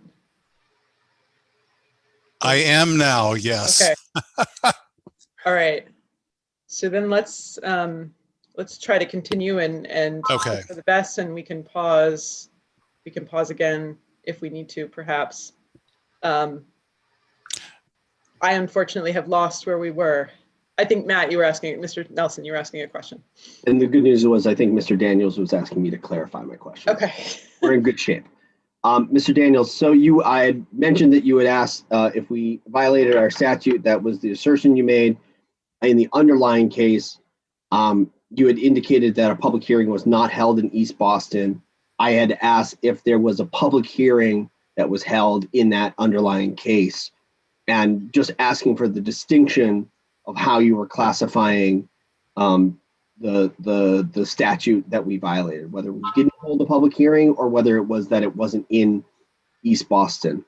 So to answer both questions, what 69J, the fourth paragraph, and I direct you specifically to the third sentence of that fourth paragraph, says, is that in addition, a public hearing shall be held in each locality in which a facility would be located, or in which an oil facility, which this is not, so that doesn't apply, is located, except that a public hearing shall not be required in a locality containing a proposed site if such a hearing has already been held in regard to that particular facility on that particular site in conjunction with a previously filed petition. So I read that sentence to require that when you have a facility that is proposed to be sited in a particular locality, and no one disputes that this substation meets the statutory definition of a facility under Section 69G, you're supposed to hold a public hearing in each locality in which a facility would be located. You held public hearings in, I believe, Chelsea and Revere, where the transmission lines were going through. You did not hold one in East Boston where the substation was proposed to be sited. And I don't think the statutory exception for a previously filed petition would cover you because there wasn't a previously filed petition at that time. No one raised this particular failure to abide by this requirement, and no one appealed it because essentially Channel Fish got what they wanted and settled with Eversource. And so none of the remaining parties had an incentive to raise an issue about it anymore. But I think it was still not in compliance with the statute, and it should still factor into how much preclusive effect, let's say, you're going to give to the decision in the underlying proceeding. Thank you. And on the subject of need, and we heard the testimony from Dr. Boyd's earlier. Let me ask you this question: what, in your opinion, has changed from the underlying proceeding to now in terms of need?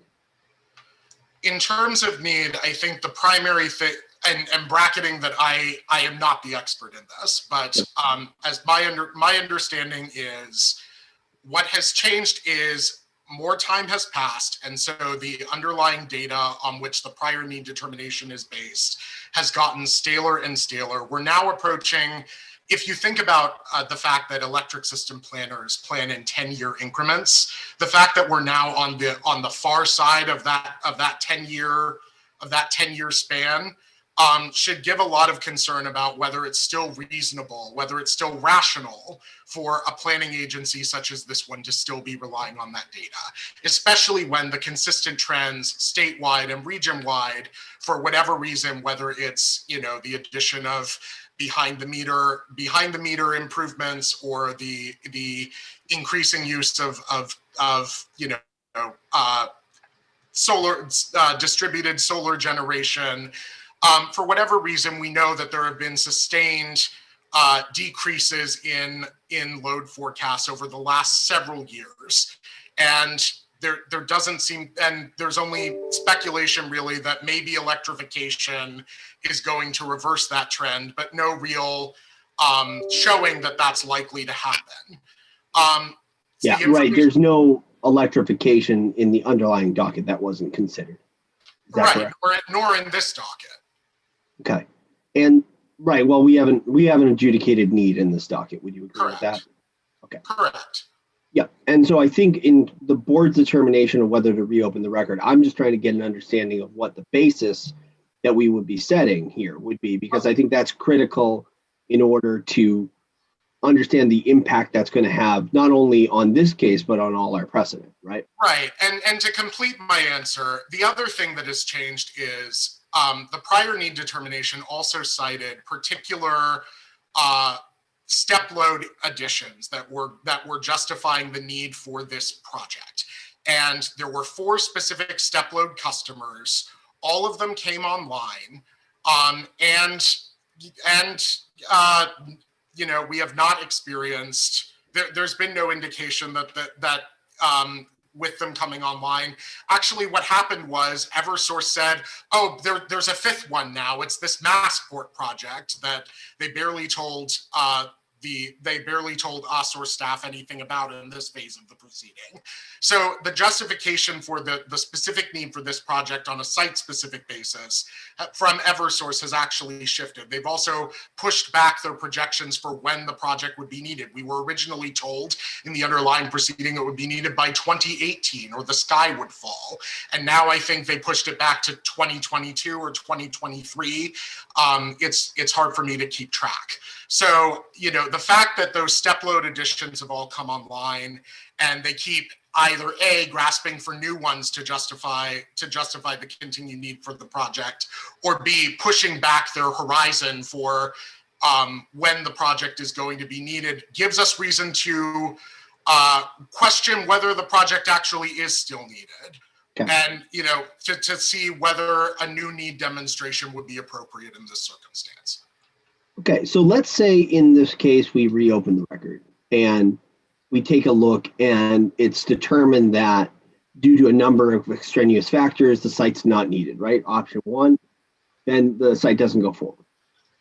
Option 2, I'm just wondering your perspective. Let's say the determination of reopening the record determines the site is needed, right? So the people of East Boston need this substation for reliable electric power. What would that change in your opinion for your position? Would you be arguing more about the location? And obviously we have flood concerns. Just wondering how that would change the scope of the arguments here for the community. So I think under option 1, the answer is very clear, right? Yeah. Because if the substation is no longer needed, it can't be justified as you know, minimum environmental impacts and least possible cost if it's not needed. Under option 2, I think the argument does really shift to a more location centered discussion around whether this is real. Okay, substation is needed in East Boston. This project is needed for East Boston. Where should this substation actually go? And I'd refer you to Mr. Walkey's comments from last time. You know, we would say the plurality of the power that's going to be supplied by the substation is going to the airport anyway. The airport is already taking steps to harden itself against climate change and sea level rise. It really makes sense that rather than impose this on a community and a neighborhood that does not want it, you know, the airport would be the primary beneficiary of this substation. They should be the one to host it. The airport, so if the airport's the ideal site, why do you think Eversource did not propose to put the site there? You'll have to ask them that question. I will, trust me. Okay, I'm just wondering if you had any, we went on speculation island. I do not have any visibility into those discussions if they took place. Okay, thank you. And I think the only other question I have for you is, let's see here. No, I think you've answered most of my open questions. So thank you very much between today and the last meeting. I appreciate your time. Thank you. Mr. Nelson, I just had a follow-up question for Mr. Daniels about the procedural issue of the board not holding a hearing during, I think I'm understanding the needs determination for the project. And my understanding is it was not appealed at the time as a part of that hearing. So I think that's right. So the board did not hold the required hearing in East Boston. No one appealed because, again, the main disputants were Eversource and Channel Fish, and they were able to settle this by proposing the change of site location. And Mr. Green or Ms. Evans, that's correct. There was not a board hearing conducted in East Boston at the time of the needs determination hearing. In the original proceeding, the board meeting, the public comment hearing was held in Chelsea. I will note that Mr. Daniels did quote our statute on locations of public comment hearing. There's further information in our regulations on public comment hearings, and our regulations do indicate that the board shall hold a public comment hearing in one or more of the affected cities or towns. It has been the board's practice when we have linear projects, transmission lines, to pick a couple of locations, not hold the public comment hearing in every single community that the line goes through. We have never been overturned on that point either. And is there guidance about how the community, if it's multiple communities, how the community where it's ultimately, where the meeting is ultimately held, how that's chosen, or is that up to the board's discretion? There's no guidance in the regulations on that. It's up to the board's discretion, especially seeing it's very fact specific on the particular project. Okay. We could have held more public comment hearings, but that was the decision that was made in the original proceeding.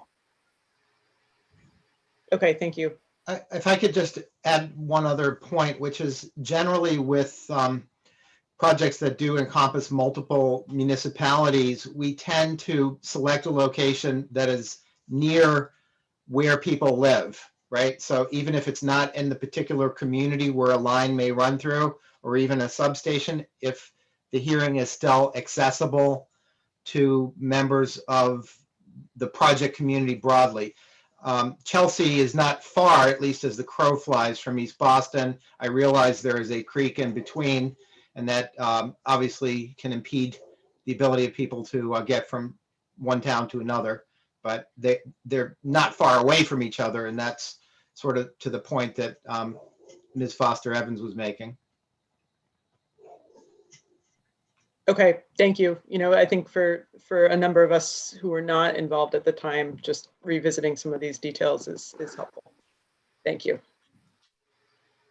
Are there other questions for Green Roots? I know, Chair Nelson, you have questions for the company. I have some questions, but others from the board.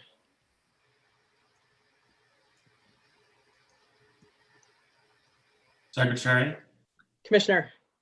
I did want to ask Mr. Daniels, in the tentative decision, it does raise some concerns from Green Roots about the aesthetics of the proposed change, and indicated that there are suggested improvements that could be done for engagement with the community. Could you elaborate on that and any suggestions for the board if we were to consider this new site?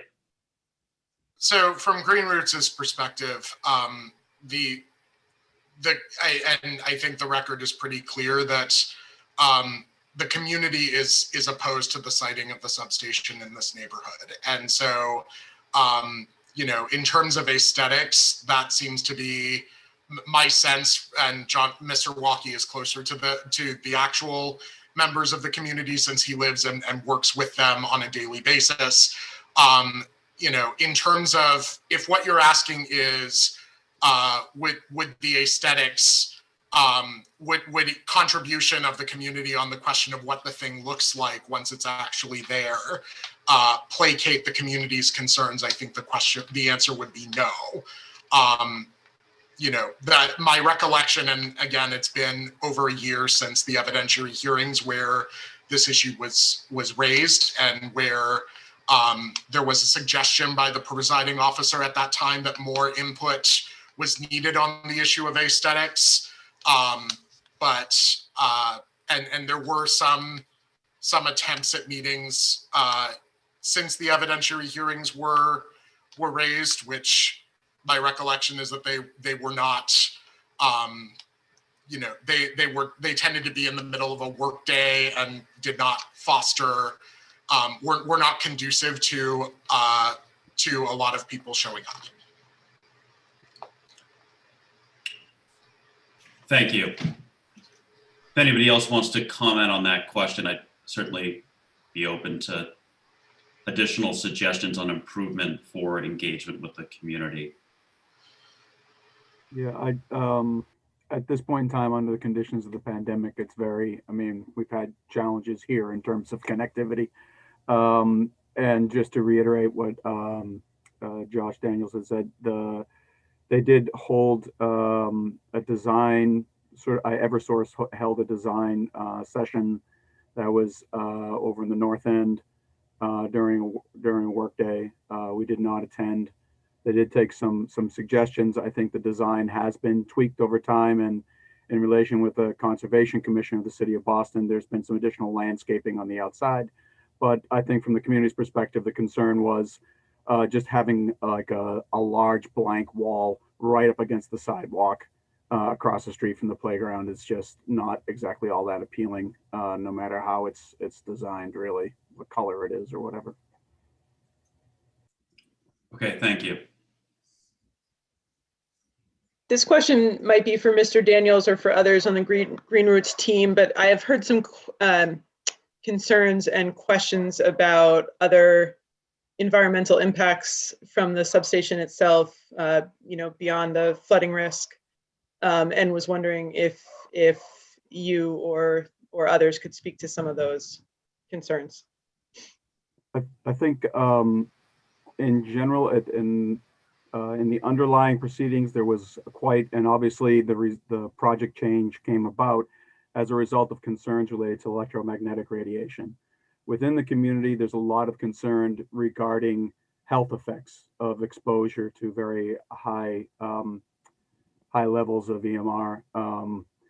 We did not, in looking at the literature, public health literature on this, there is a relationship in some pooled health studies looking at incidence of childhood leukemia and exposure to this, but you have to be, someone would have to be like living right in one of the transformer bays, you know, that it would be very, very necessary to be close to it. But I think in general, the perception from the community is that is an outside risk. However, we are moving it closer to a playground where there are children, and we saw it was enough of a risk for the operations of a business on the eastern side of the property. Why shouldn't it be also consideration for our children who are playing on the western side of the property? So that speaks to what the concerns of the community were on that. I think relative to environmental justice and public health impacts, the concern was one of, right now it's a vacant lot. It did have a consent order on it or whatever to get it cleaned. It was a 21E site. So the city of Boston was on the hook to clean it, and Eversource has gone forward and cleaned it, which is a benefit. But the opportunity for that site, which for the city of Boston's open space plans for the last 25 years have designated that site as for use for open space, an extension potentially of the Condor Street Urban Wild, which sits immediately adjacent to it. So there was a sense that something was being taken away from the community in terms of an opportunity for something that could benefit either, even if it was a marine industrial use that resulted in economic opportunities for residents, or if it became an open space, and now in light of climate change, something that could be designed to prevent flooding into the neighborhood, that this is no longer a potential asset for the community, but it becomes a liability for the community. And then relative to its connection to the Mystic Generating Station, which is just down the street, which obviously its operations have health impacts, climate impacts on the community. So there was some concern about that, although with the future of the Mystic Generating Station being in question, that may not be as big of an issue. And finally, in terms of the reliability of the benefit of having it there relative to electrification and things like that, the push for electric cars and such, I don't think we can assume that is going to be that demand will be homogeneously distributed across the Commonwealth, given the cost of what a Tesla goes for. We're not going to be seeing the people in East Boston and Chelsea suddenly stocking up on electric cars and needing a whole lot of electrical infrastructure for that. That would be something you'd see in probably wealthier communities. So I think in the end, the public health impacts is more of a question of people feeling as if this is one more burden put on them. If I could chime in, sorry, this is Roseanne. I'm calling from my car now as Yes. I'm required to shuttle my children around without other assistance. I think John covered this, but I think one of the things that folks are most concerned about is the possibility that this substation could explode. And maybe there is such a slight risk of that. But as we've heard Marcos say earlier today, there are several risks that we definitely need to take into consideration. And so just the small or slight risk that this substation could catch fire, like we've seen in other parts of the country over the past 3 to 5 years in numerous places, should that substation explode, catch on fire, flood, etc., it's right near the jet fuel tanks, and then 2 parks and a very densely populated neighborhood. And as folks from East Boston have, longer term folks from East Boston know the history of Chelsea, there have been several fires in Chelsea which have decimated neighborhoods and left people stranded. And folks have that in their memory and see the wooden structures in a very densely populated neighborhood and are worried about their homes that they've worked so hard to purchase and to maintain, especially during these extremely difficult economic times. And then their kids playing in playgrounds, as we've heard Rep. Madaro say earlier today.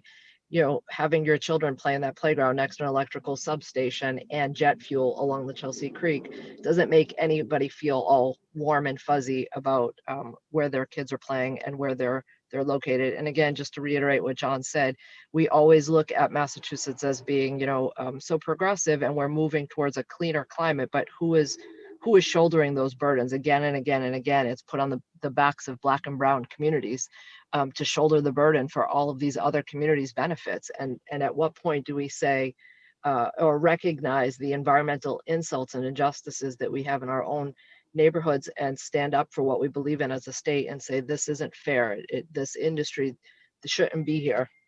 And I want to just go back to the point about the aesthetics, the question earlier today. We can look at bacon all day and say that's good and healthy for us, but it really isn't.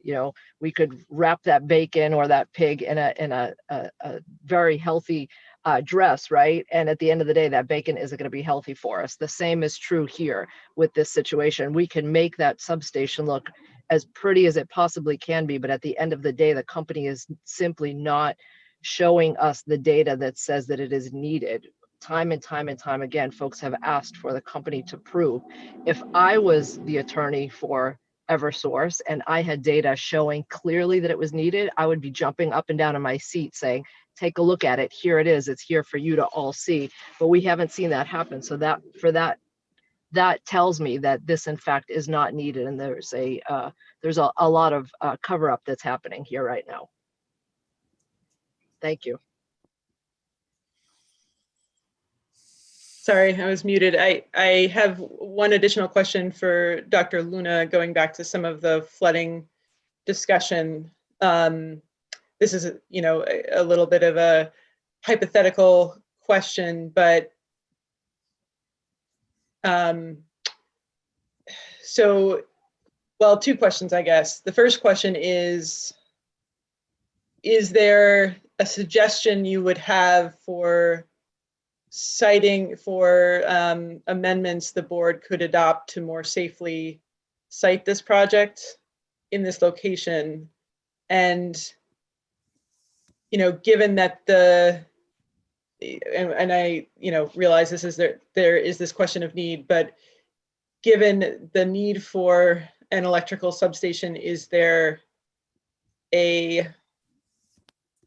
and given East Boston's general low-lying nature, is there a better location for the substation in the sort of direct area? And those might be too far afield from what you've looked at in terms of this project. So I guess I have, a couple answers potentially.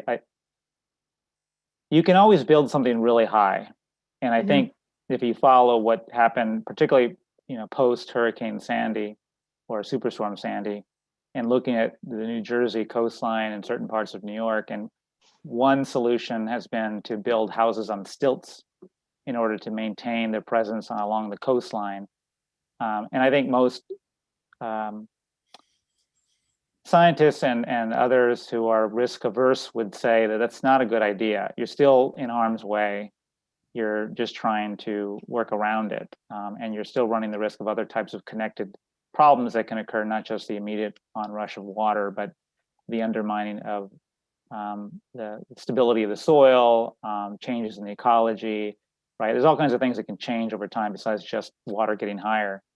So in general, the idea is to not build along coastlines anymore, because we know that this is just a risk zone. And so I think that's one of the conundrums that we're facing as a society, and here in Massachusetts, is deciding how to treat coastal development.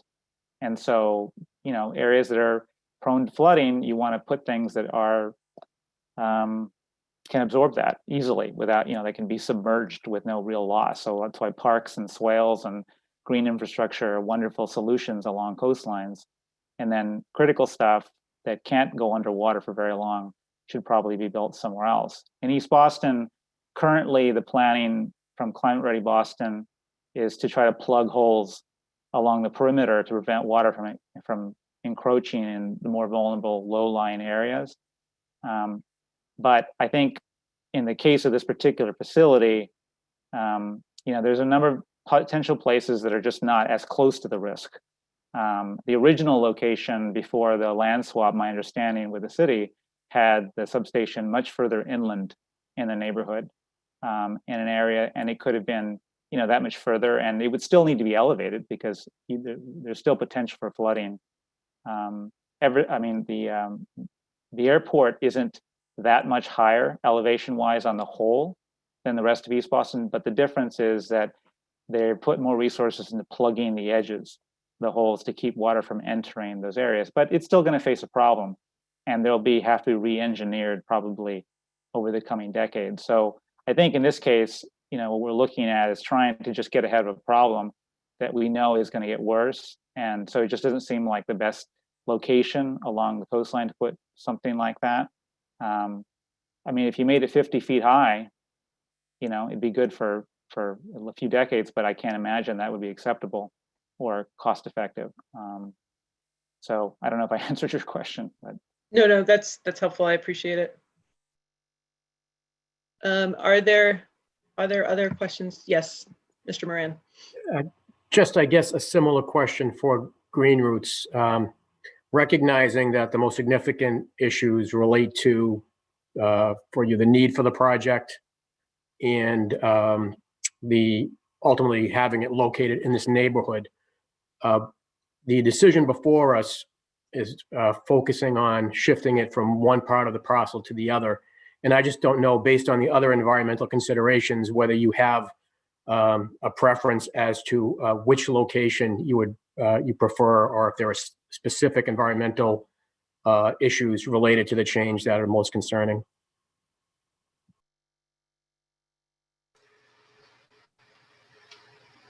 Josh, I can add. I think part of the awkwardness and sort of the elephant in the room here is that you have the substation at an approved location on the other side of the parcel. Eversource doesn't own that land anymore, and because of the land swap. And so if you don't approve the substation, the moving of the substation to this parcel, you'll have to ask them what happens in that circumstance, whether they can unwind the land swap somehow. But as between those two locations, I don't believe Green Roots has a preference. I think I'm going to defer to Dr. Luna about, what is the comparative flood risk between this site and what he understands of the flood risk at the old site. But I can't imagine that it's materially better or worse, given the time horizon and the risks and the range of risks that we're talking about. And in terms of need, if it's not needed in East Boston, then it's not needed at either location.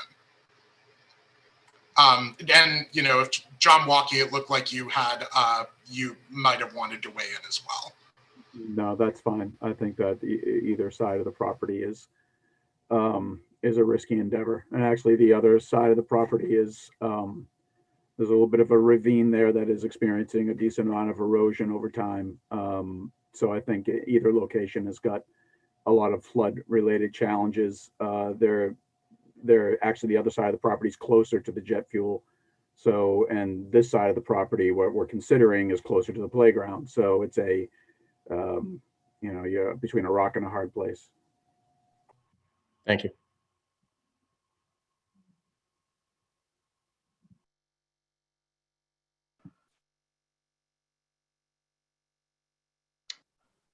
Okay, I'm not seeing additional questions from the board, but keep in mind that I may not see you. So unmute yourself and make yourself known if you do have additional questions for Green Roots. And Mr. Green, I believe this is the time when once we're through with questions for Green Roots, we can move to questions for the company. Is that correct? Or was yes, that you can. You can. And next up would be the limited participants. And I believe we have Conservation Law Foundation in the panel right now. Well, so that was my question. Should I move to the limited participants first, or 2 questions for the company? It is your preference. Okay. Given that the Conservation Law Foundation is here and did not have the opportunity to speak at the last meeting yet, perhaps we should move to that.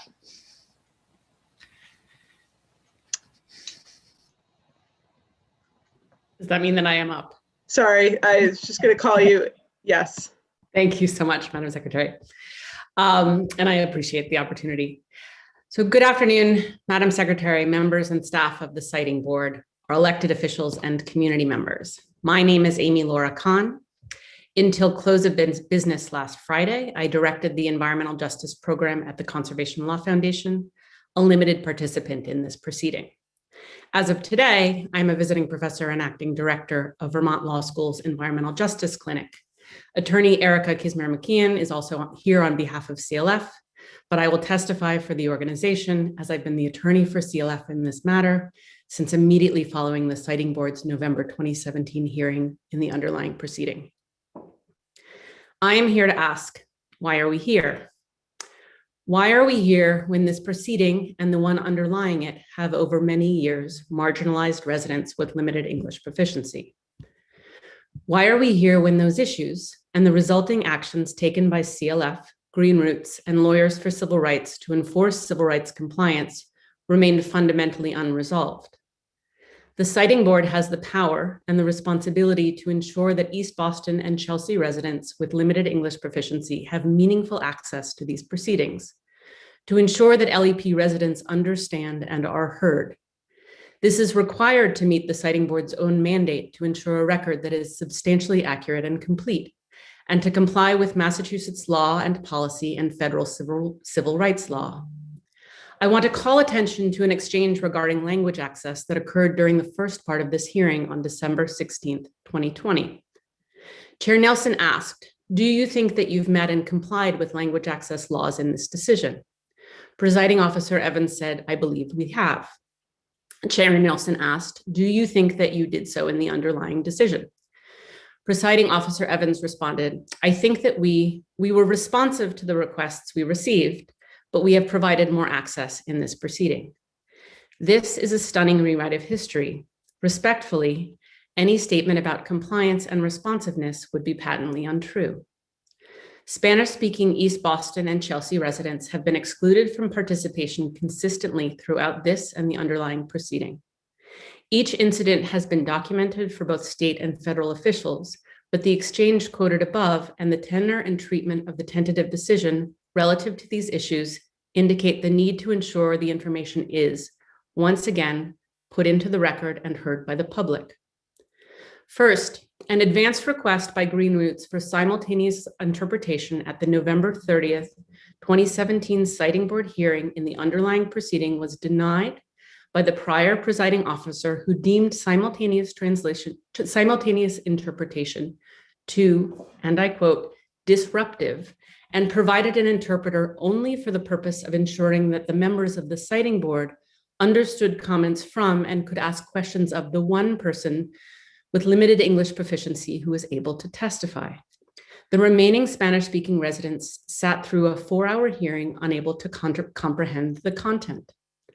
Second, when Green Roots requested simultaneous Spanish language interpreters for the balance of the evidentiary hearings in this proceeding, the prior presiding officer responded to concerns raised by counsel for Green Roots as if providing language access was an inconvenience.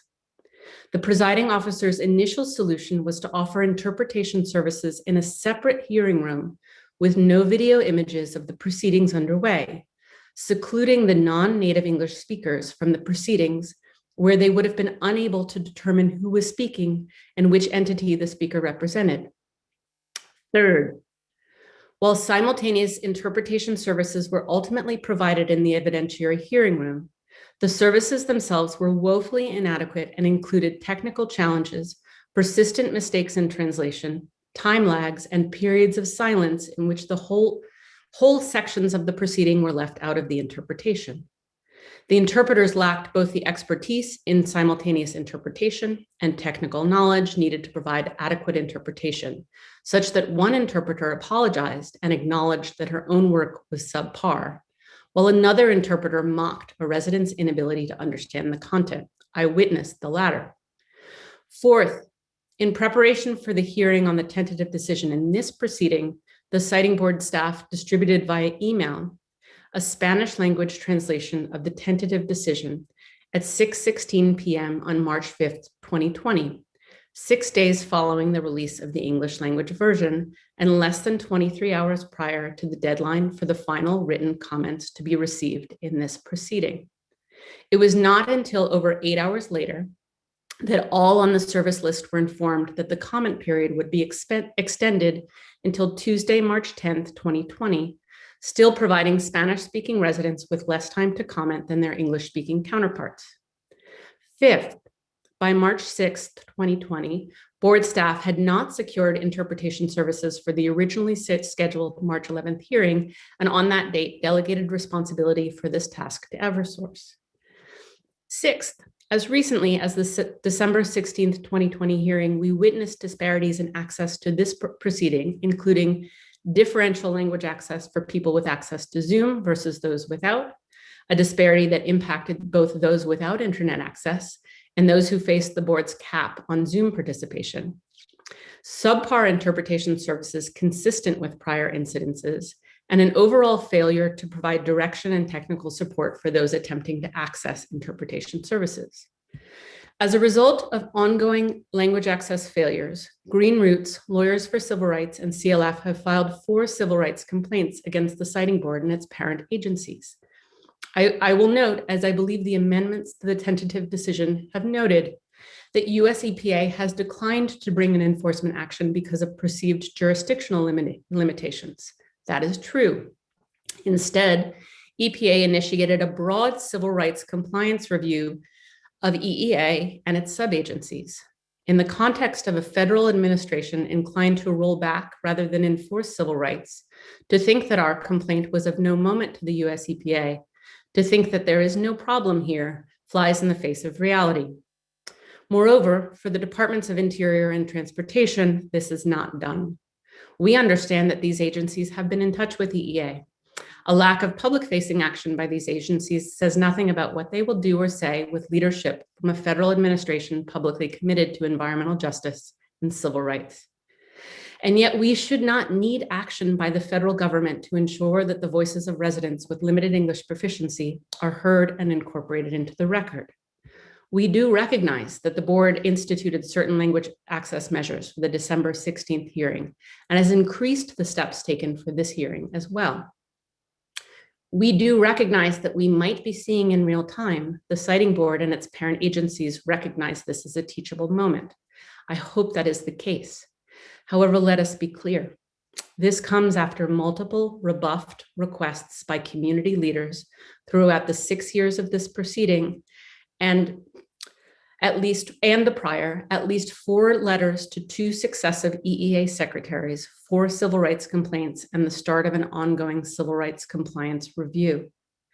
These 11th hour improvements will not cure the lack of compliance that has marginalized the voices of Spanish-speaking East Boston, Chelsea residents from informing the record and the tentative decision. Any changes instituted now do nothing to serve Chelsea or East Boston in this proceeding. And actions by the board and staff raise these questions. Why is the board able to require a multilingual mass mailing to facilitate turnout now, but not in November 2017 or February 2020? Why is the board able to allow simultaneous interpretation now, but refuse to do so in the past? What is the board's commitment to access when it has not once in the history of this or the underlying proceeding reached out to community leadership to understand how to make these proceedings truly accessible? And what would a complete record look like if you had? This is likely the end of the line. I hope it is not. A chance at a voice today will not change being systematically excluded from the record over a period of years. It behooves the Siting Board to do better by Chelsea and East Boston. You have the power and a mandate to do so. And why are we here when we know that holding this hearing remotely during pandemic conditions further marginalizes all residents of East Boston and Chelsea? Communities of color, immigrant communities, and people with limited English proficiency face cumulative environmental, energy, and climate burdens, layered with a longstanding and persistent marginalization from the decision-making that impacts their lives and their lifespans. This is playing out in real time in East Boston and Chelsea. These impacts, combined with COVID-19, have wrought holy hell on Chelsea and East Boston. As of December, the neighborhood infection rate in East Boston was 7.4%, which is the second highest of all Boston neighborhoods. In Chelsea, the infection rate was nearly as high at a rate of 7.2. Boston's infection rate was 3.9% overall, and the wealthier areas have an infection rate of 1.6%. Moreover, in East Boston, at least 64% of workers are employed in jobs that do not allow them to work from home. In Chelsea, the share is at least 61%. Access to healthcare, housing, and food are all challenges for East Boston and Chelsea residents that have been exacerbated by the pandemic. Moreover, tens of thousands of East Boston residents lack access to broadband internet, and speeds are comparatively slower versus those in wealthier parts of the city, which already has speeds below the state's average rate. All of these conditions make connectivity to today's proceeding difficult for many and impossible for some. On December 7th, 2020, 16 public officials representing East Boston and Chelsea submitted a letter to the board requesting a postponement, calling attention to the severity with which COVID-19 has attacked East Boston and highlighting its status as an already overburdened environmental justice community. The letter urged the EFSB to postpone these public hearings until it is safe to hold them in person, and the residents of East Boston can meaningfully participate, and that the EFSB implement any language access measures that the pending Title VI complaints ultimately require. Both Green Roots and CLF also requested that the board postpone the hearings, as did numerous members of the public. Board staff cataloged these requests and amendments to the tentative decision submitted to the board on December 15th, 2020, but did not respond. Given the daily risks and disruptions caused by current public health and economic conditions experienced by East Boston and Chelsea residents, it is appalling to imagine that they must also engage in public hearings in a project that stands to affect their lives and neighborhoods for years to come. The EFSB has the power to wait and should do so. I ask again, why are we here? We have reached this juncture in part because existing environmental justice protections are insufficient to safeguard East Boston and Chelsea. As Presiding Officer Evans stated on December 16th, there is no question that this is an EJ community under the EJ policy of EEA. She said the EJ policy does not categorically prohibit the siting, but requires a more detailed look, but noted that unlike certain projects, a substation requires more limited EJ review. At the December 16th hearing, then Professor Shalonda Baker, now Deputy Director for Energy Justice at the U.S. Department of Energy, raised many questions about the scope and efficacy of the Commonwealth's environmental justice policy. Speaking as the Siting Board's public member for environmental issues, Deputy Director Baker posited that the four corners of the EJ policy don't give space for the types of burdens that we have seen echoed in the comments. More specifically, she said that the types of cumulative impacts that are permitted for analysis under the policy are not necessarily parallel to the types of cumulative impacts that this project might contribute to, because the EJ policy speaks primarily to emissions instead of other industrial impacts in a community. And you heard earlier from John Walkie about a whole range of impacts that are concerning the community. Historic siting decisions rooted in segregation and systemic racism have resulted in two communities marked by heavy industrial uses, vehicular and air travel, pollution and contamination, and underserved by the environmental and health benefits that whiter and wealthier communities can take advantage of every day. And those who face these cumulative environmental and public health burdens are the same families suffering the most devastating impacts of the pandemic. We still do not have sufficient tools to safeguard these two communities against cumulative impacts of multiple burdens on individual bodies and whole communities. It is my understanding that this is the first time in this and the underlying proceeding that board members have raised some of these very important questions about environmental justice. Yet they are the same questions that have been asked by the community for 6 years. And suddenly the Siting Board is once again without a public member to raise and represent environmental and environmental justice concerns. Yesterday, Governor Baker delivered to the legislature amendments to Senate Bill 9, the Climate Roadmap Bill. The governor's amendments build on the existing environmental justice protections in the bill by requiring the incorporation of cumulative impact analyses in the assessment and identification of certain categories of permits and approvals.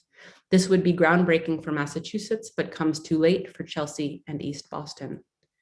The Siting Board's current power to protect East Boston and Chelsea residents from cumulative burdens is limited, too limited. But why is the Siting Board not trying to do so with the tools that you have? The Siting Board has the power to reopen the question of need for this infrastructure. My colleagues, Josh Daniels and Brindis Woods, make clear your authority and your rationale to do so. This is an environmental justice issue. The East Boston and Chelsea residents who have been able to participate in these proceedings are acutely aware of the risks and what they give up to host the substation in their community.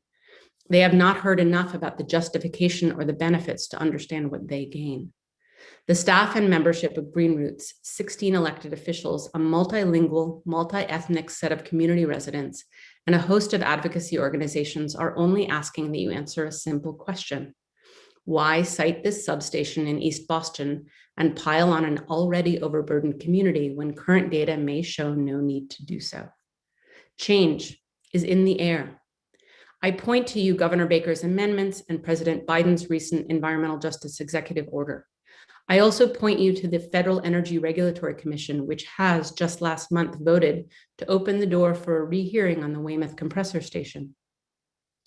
Enbridge has already sunk millions into constructing the Weymouth facility, and yet FERC is willing to reassess. In the words of FERC Commissioner Allison Clements, I believe the Commission should more carefully consider how to address health and safety concerns regarding these events and potential air quality impacts on communities that are disadvantaged in many ways and may be particularly susceptible to COVID-19.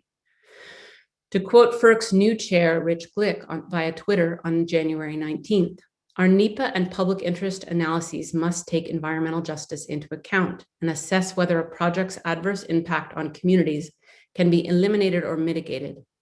In 3 years at FERC, I've seen little more than lip service paid to environmental justice. That needs to change. So too with the siting board.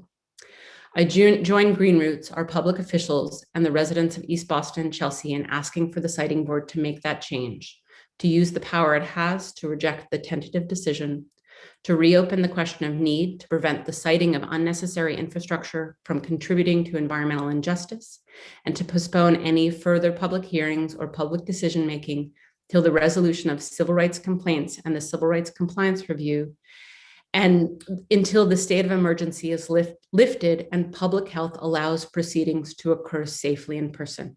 That is why we are here. Thank you for the opportunity to speak today. Thank you, Ms. Khan. Are there questions from the board for Ms. Khan? Mr. Nelson? Sure. Good afternoon, Ms. Khan. So just in trying to understand your recommendation for delay, I'm just trying to reconcile, you don't want any proceedings to go forward until the state of emergency has been lifted. Is that correct? I think yes, that is consistent with the letter from the 16 local, state, and federal officials asking that any resolution on this proposal be in person. And we can't safely do that now. And why, I'm just trying to get a better understanding about why, how is that determined, and how would you apply that? Would you apply that only specifically to this case, or would that apply to any, hearing that was being conducted by one of the EEA agencies? I mean, I have not done an analysis of every decision that is pending by EEA. I think you have a very particular case here where you have a whole set of communities that are both marginalized and multiply marginalized, and also at the kind of the greatest arguably the greatest hotbed of COVID-19 in the Commonwealth, or one of. And so you have a set of communities that have not had the opportunity to participate, and attempting to participate now remotely during the pandemic is another form of either overburdening or marginalization. And but I think you need to look at the two things in the question of delay in context of the need to reopen the question of need, but also resolve the civil rights complaints. And so I think this is it. I would say that the recommendation is a holistic recommendation to say that there is work to be done before this decision gets made. And so delaying until resolution of the civil rights complaints and the compliance review and resolution of the question of need one would hope allow for the final decision of this on this project to happen in person. Okay. And just in terms of being in person, certainly, well, let me ask it this way. Do you think there's benefits to having a virtual platform in terms of access for some residents? I think that, yes, I think we're learning many things about kind of the opportunities that a virtual platform provides. But I think we also know that both the digital divide and the pandemic conditions make it very difficult for residents of East Boston and Chelsea to participate today. So, and in conversations consistently with EEA officials over the course of the pandemic, we know that you all are learning things in real time, but what is happening today does not replace the opportunity to do this in person. And I would say on that question, both John Waukee and Roseanne Bongiovanni could probably speak better to that than I in terms of the importance of being in person and the importance of a delay. Okay. Thank you. Thank you.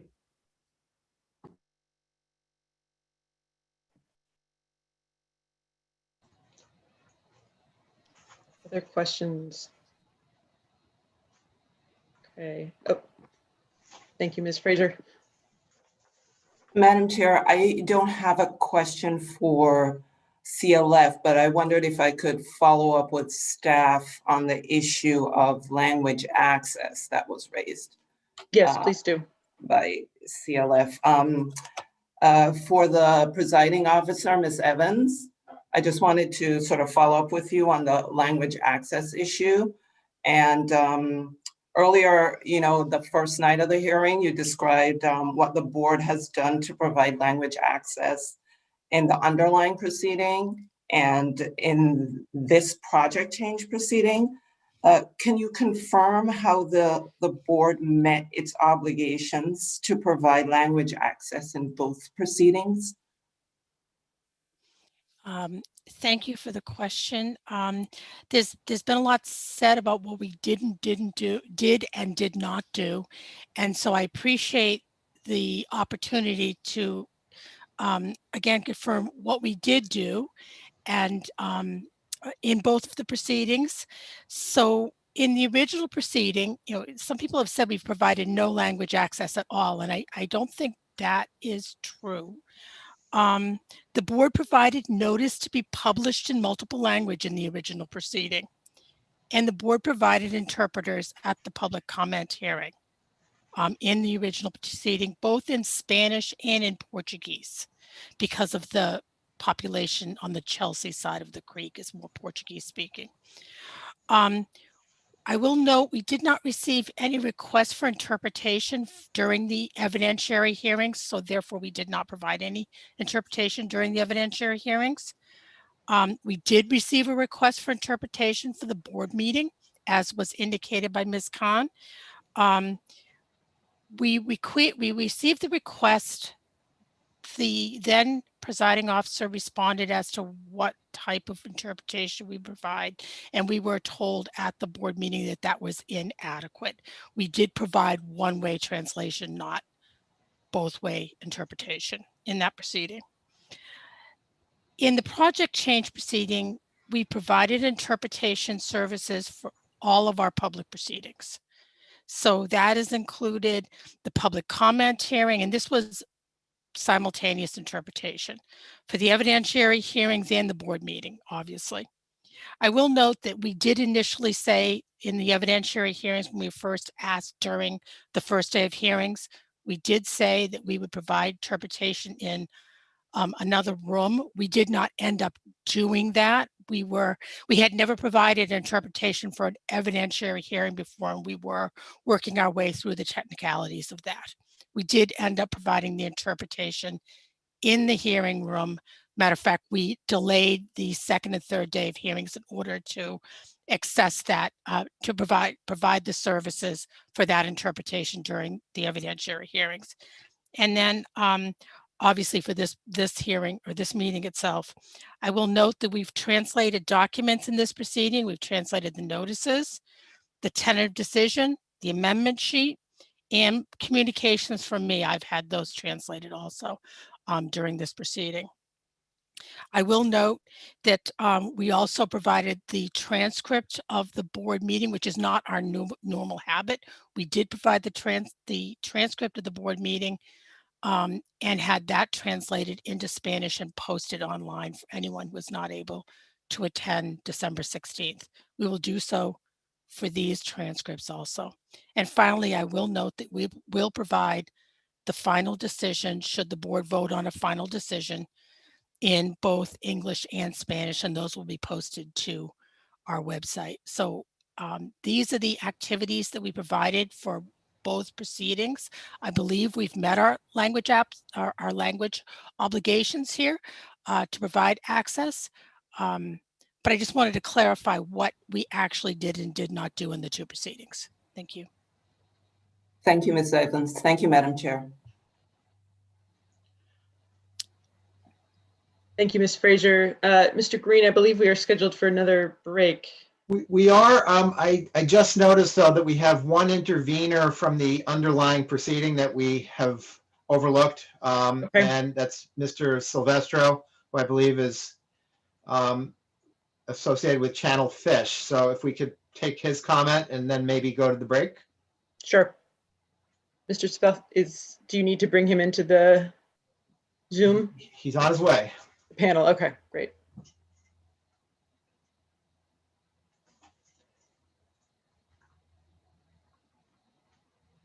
Mr. Silvestro, are you with us?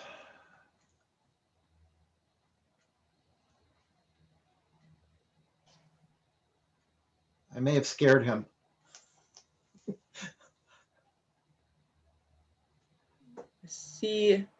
I see you down at the bottom of my screen, Mr. Silvestro. I think if you unmute.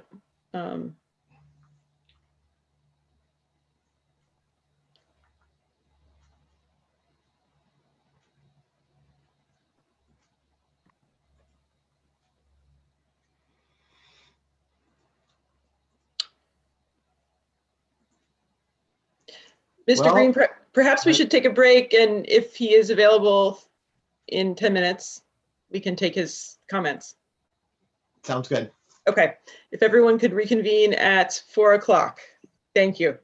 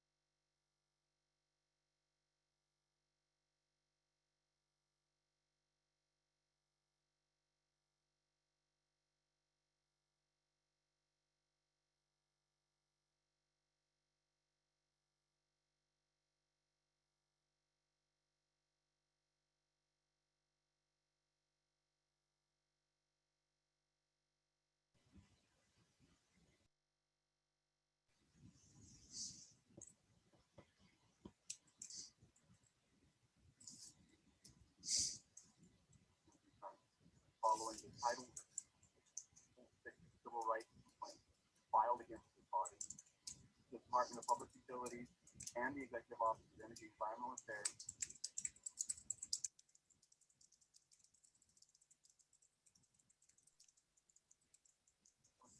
failing to comply with laws ensuring unequal access for residents to speak a language other than English, limiting their ability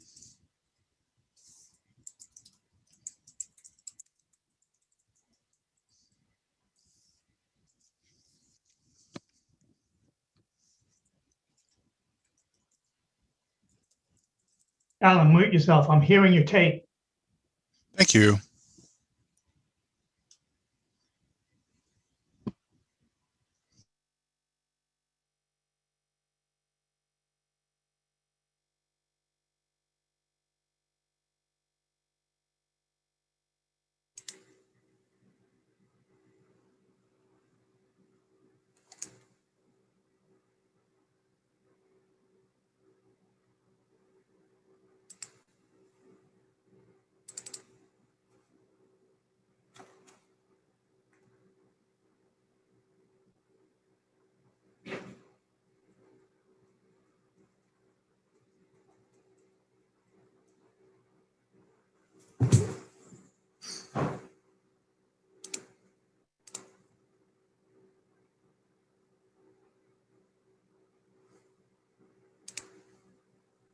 Right, we'll give our other board members a chance to get back on, but Mr. Green, do you know if we have Mr. Silvestro?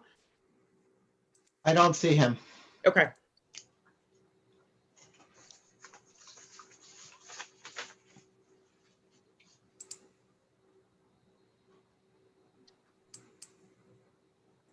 Okay, then. Can you help me, Mr. Green? I think I see all our board. No, I don't see 2 members yet. Never mind. Okay, Mr. Costco.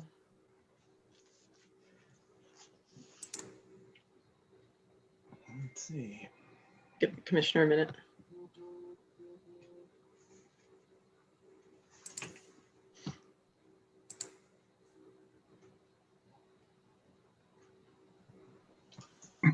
Mr. Green, I just want to remind you, I need to leave the meeting temporarily at approximately 4:15.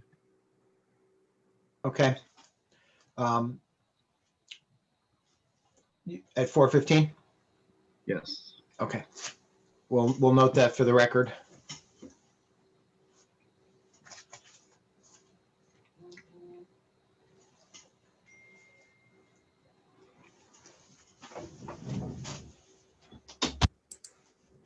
Right, I think we are all assembled, so we can go back on the record.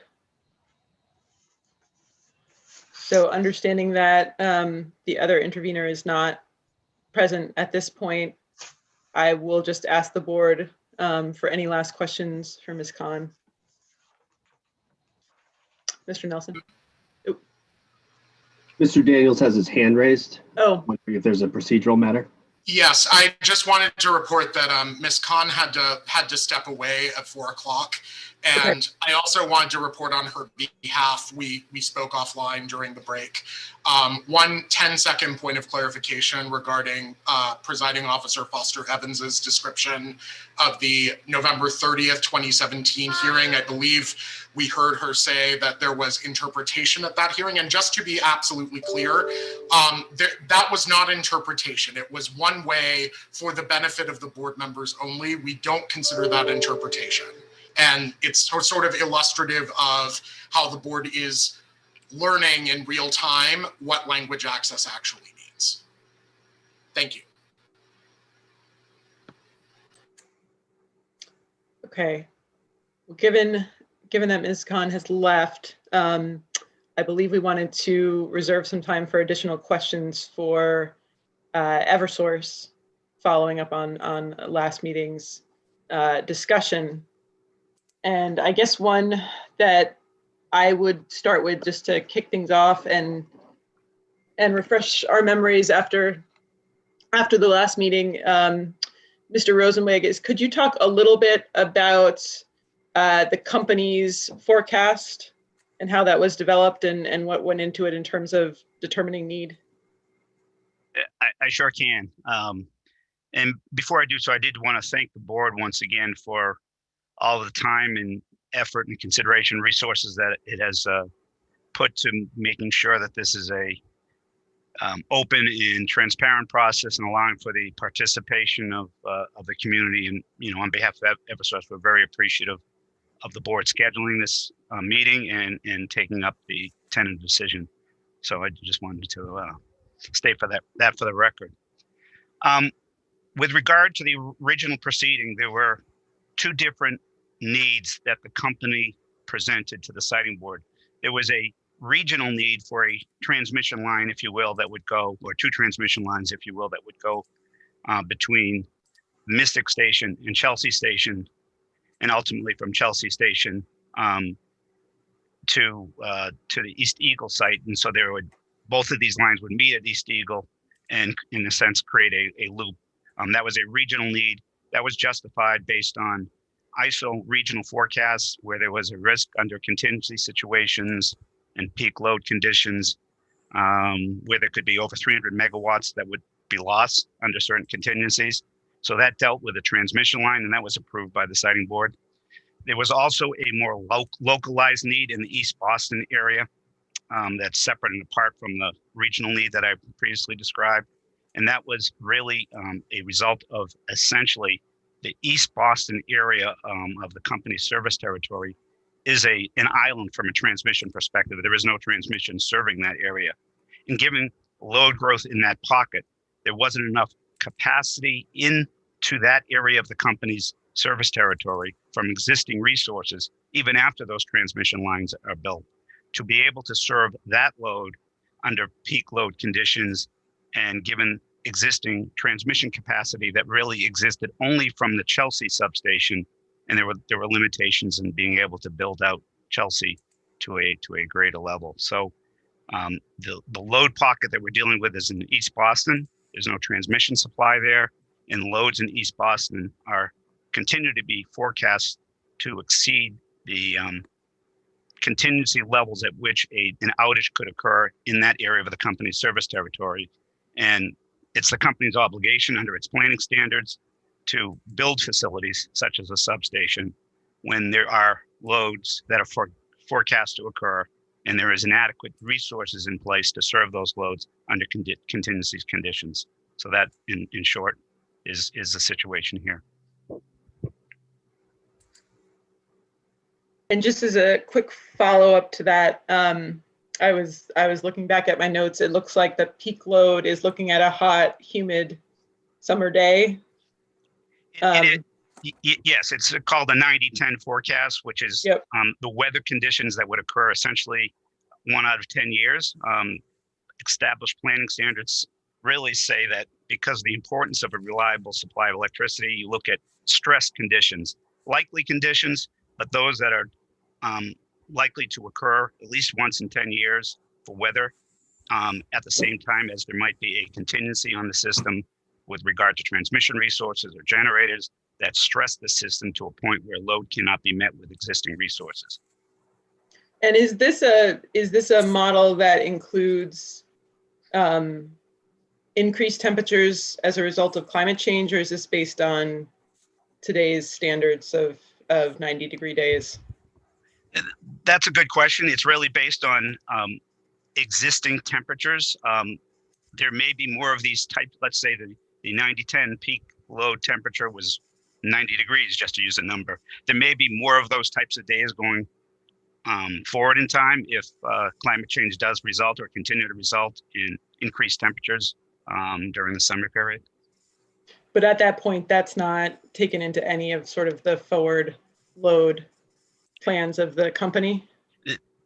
Go ahead. Or companies generally when they're doing this kind of planning? Yeah, that's fair to say. The 90-10 weather conditions are based on historical levels of weather as opposed to projected levels of weather. If we were to look at projected levels, you would probably see higher temperatures or at least more days at which that 90-10 temperature threshold would be reached. And can you talk about the lifespan of a project like this, how long it would be built for, expected to operate for, and also where you have substations like this in the Commonwealth. You can do either one first. I realize they're fairly unrelated, but Sure. I figured both to you. Typically, the utility planning standard is a 40-year life of the equipment, often with proper maintenance and care. Facilities can operate longer than 40 years, but that is the standard. You plan out and you look at the operating life of the equipment over a 40-year period, and it would be the company's expectation that this equipment would be able to operate at an efficient level for 40 years. With regard to your second question, the company has substations in many, virtually all communities in the Commonwealth, whether they're transmission substations or distribution substations. Substations are really built under 3 primary criteria when there's a need, and that is you want to build a substation close to where the load pocket is or where the need is. You want to be able to have available transmission and proximity to that location so that you can bring in capacity to serve that area. And you need to have suitable land available in order to build a substation, which ideally would be on the order of 30 or 40,000 square feet. We're in an urban area, and it's been incumbent on the company to reduce the size of its substation as much as possible so that it can fit within the very limited areas that were available within the East Boston area to site this proposed facility. So while they're widespread, there can be different sort of design plans for the type of substation that goes into a type of location. That's fair to say. That depends on the number of transformers that are at the location and other equipment. Some substations, particularly the transmission level, require more control, more equipment for control houses or shunt reactors or things to address other electric characteristics on the system. And it's really location specific as to whether those types of transmission facilities are needed within a substation. But here, that is really not the case. This substation would be a 2-transformer substation that would take power in at 115 kV, which is transmission level voltage, and then transform it down to a lower voltage, essentially 14 kV, from which that power would then exit the station with distribution cables to serve load at a distribution level within the East Boston area. Okay, and I will ask another question and then I'll turn it over to others.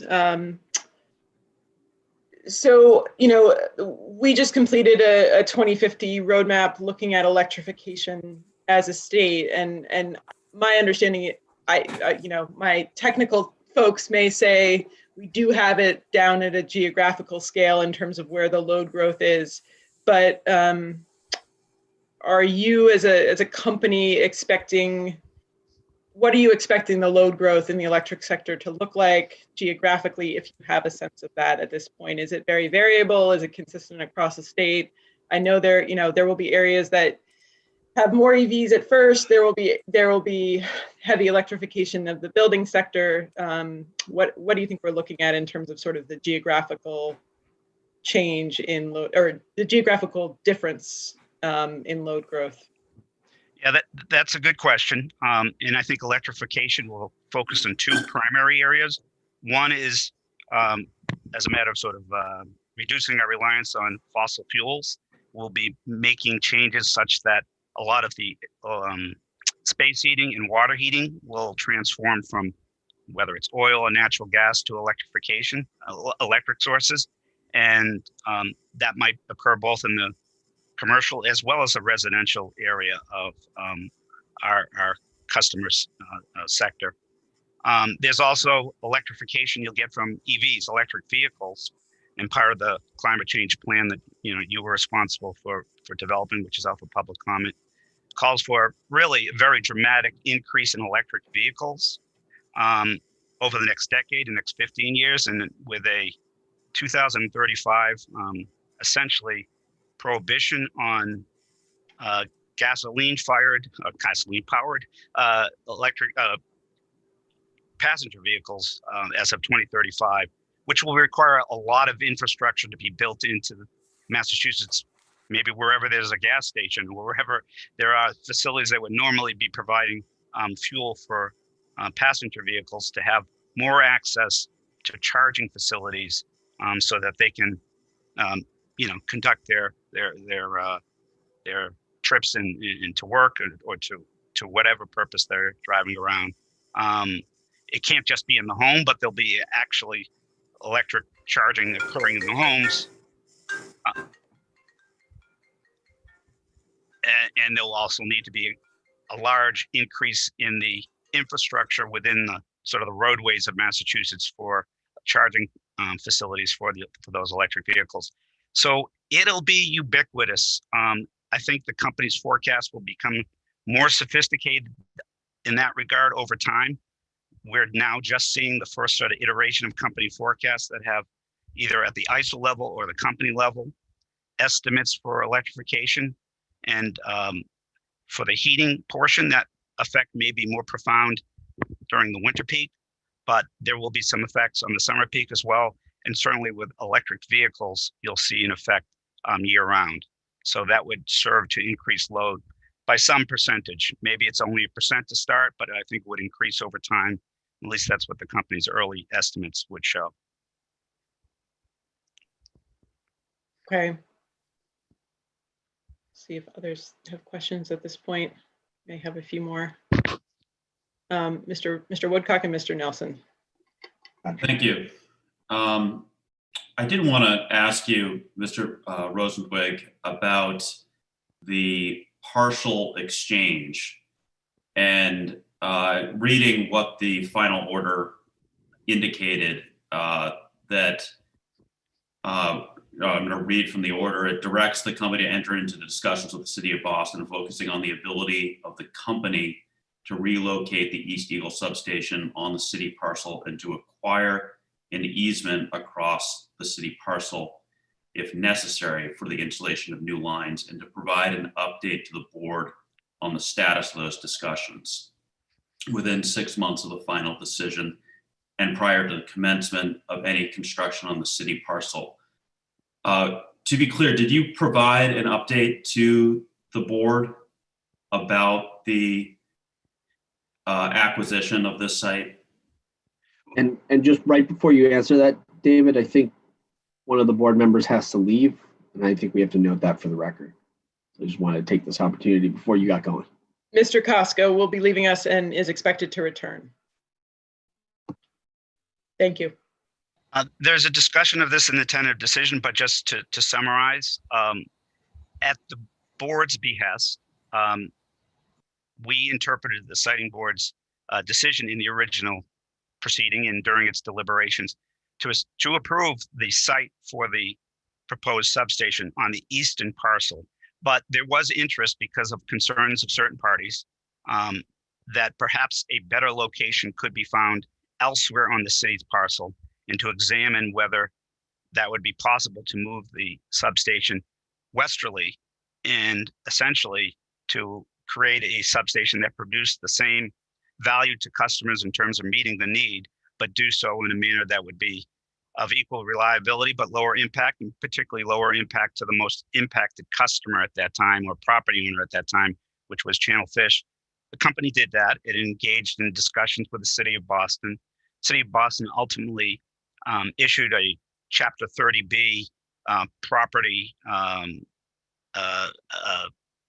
bid open to the public, open to all comers. And it was important from the city's perspective that it got back any land it was giving up as part of the exchange. So there was a land swap of the eastern parcel that the company had for the western parcel, which ultimately became the subject of this project change proceeding. We did provide an update in that regard to the siting board within 6 months of the condition as required by Condition A in the original siting board decision. And from there, this project change proceeding developed. Okay. So your interpretation was that the final decision could ultimately lead to construction of at the site without further action of the board? The further action did require a compliance condition with the company for it to report on its success of being able to acquire the site to the west. And once it acquired that site to the west, because of the city's requirements, it had to give up the location to the east and proceed, if it was going to proceed with a substation, which it did because the facility so urgently needed, by designing a substation at that location that would have the same equipment and be able to minimize impacts in a way that was favorable to the community. Do you see a pathway to siting this facility on the original parcel, on the original area within the parcel, on the eastern side? Is there a route that could actually be done at this point? I wouldn't foreclose that, but the city owns that now and has its own plans for that location. There's a police station going on the western side. The DPW has plans for the rest of the site. I don't think that's what the city's anticipating. And from our perspective, what we put forth before the siting board, we think is a facility that in fact has many improvements over the one on the eastern parcel. So we don't think that would be a wise decision by the siting board, nor is it consistent with what at least the siting board back in 2017 was anticipating when it proposed condition A. Okay. One last question. The comments about engagement with the community on aesthetics of the site, could you respond to that critique, and would you be open to further conditions of engagement during periods that more accommodating to the public?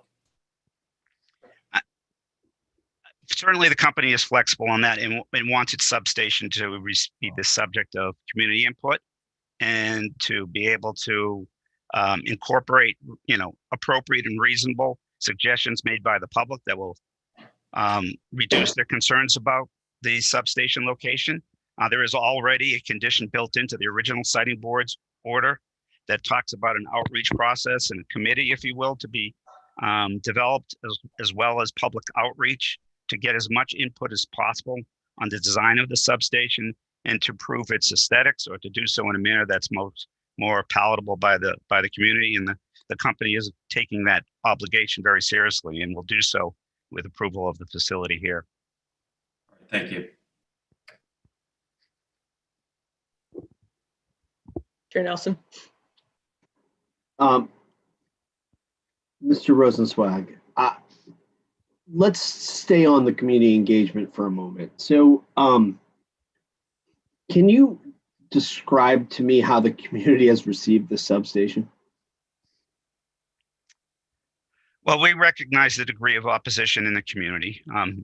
It's not universal, but there is a significant portion of the community that's been heard loud and clear about their opposition to the community, to the station, excuse me. The company did hold a first session with the community in an attempt to get input in compliance with the conditions the siting board imposed. And much of that input was really at the need for the facility and the location for the facility, and the conversation, if you will, got sidetracked, if you will, from the actual focus of what we intended the meeting to be on, which was input on the specifics of the aesthetics and the fencing and the surrounding perimeter to come up with a design that would be more attractive to the community. So we did attempt that. We would continue to attempt it, but at the first instance, the opposition to the project in general dominated the conversation. Have you seen this amount of community kind of opposition for a project change before in a siting board case to this level?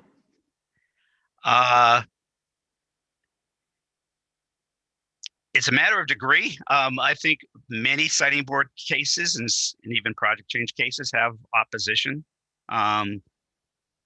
This one has had considerable opposition. I wouldn't diminish that, but opposition is, I think I said in my opening remarks, is more the rule than the exception in siting board cases.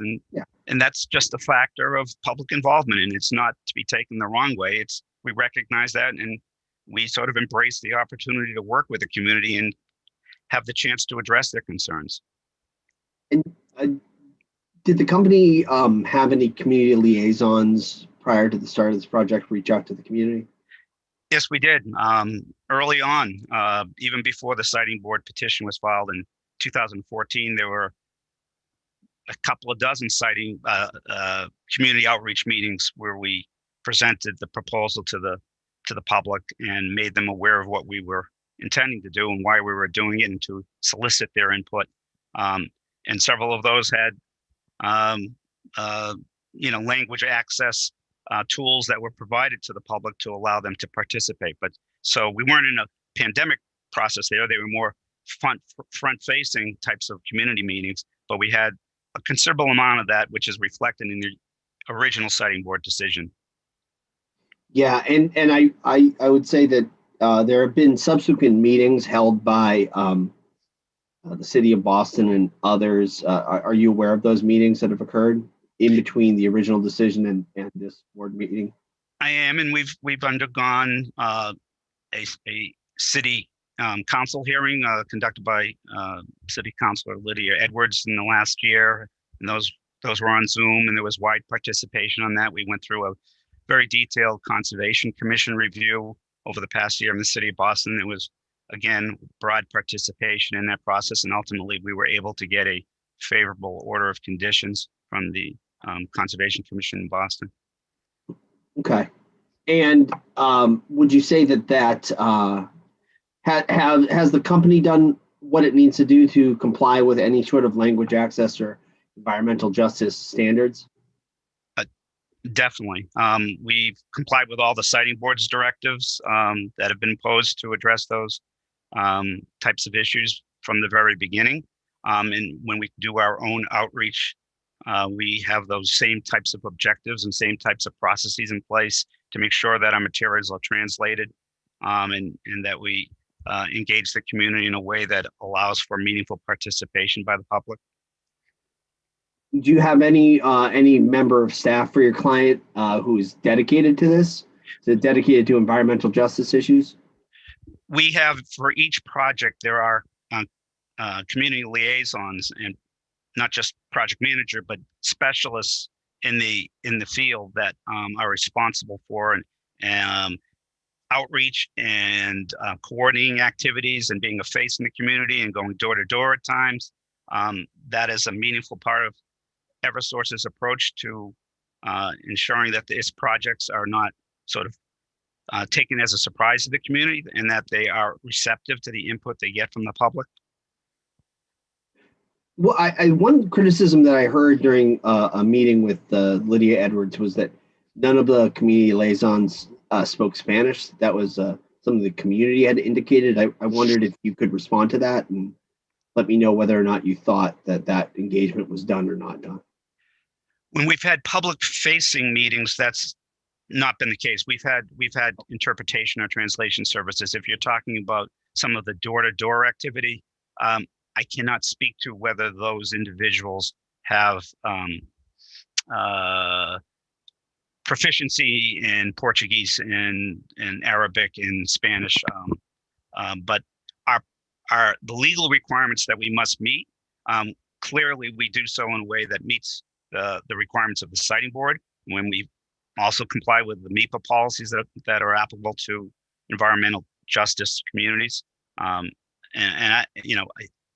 understand there's folks that want more, but we think we've done not just the minimum, but even more than is required by those policies.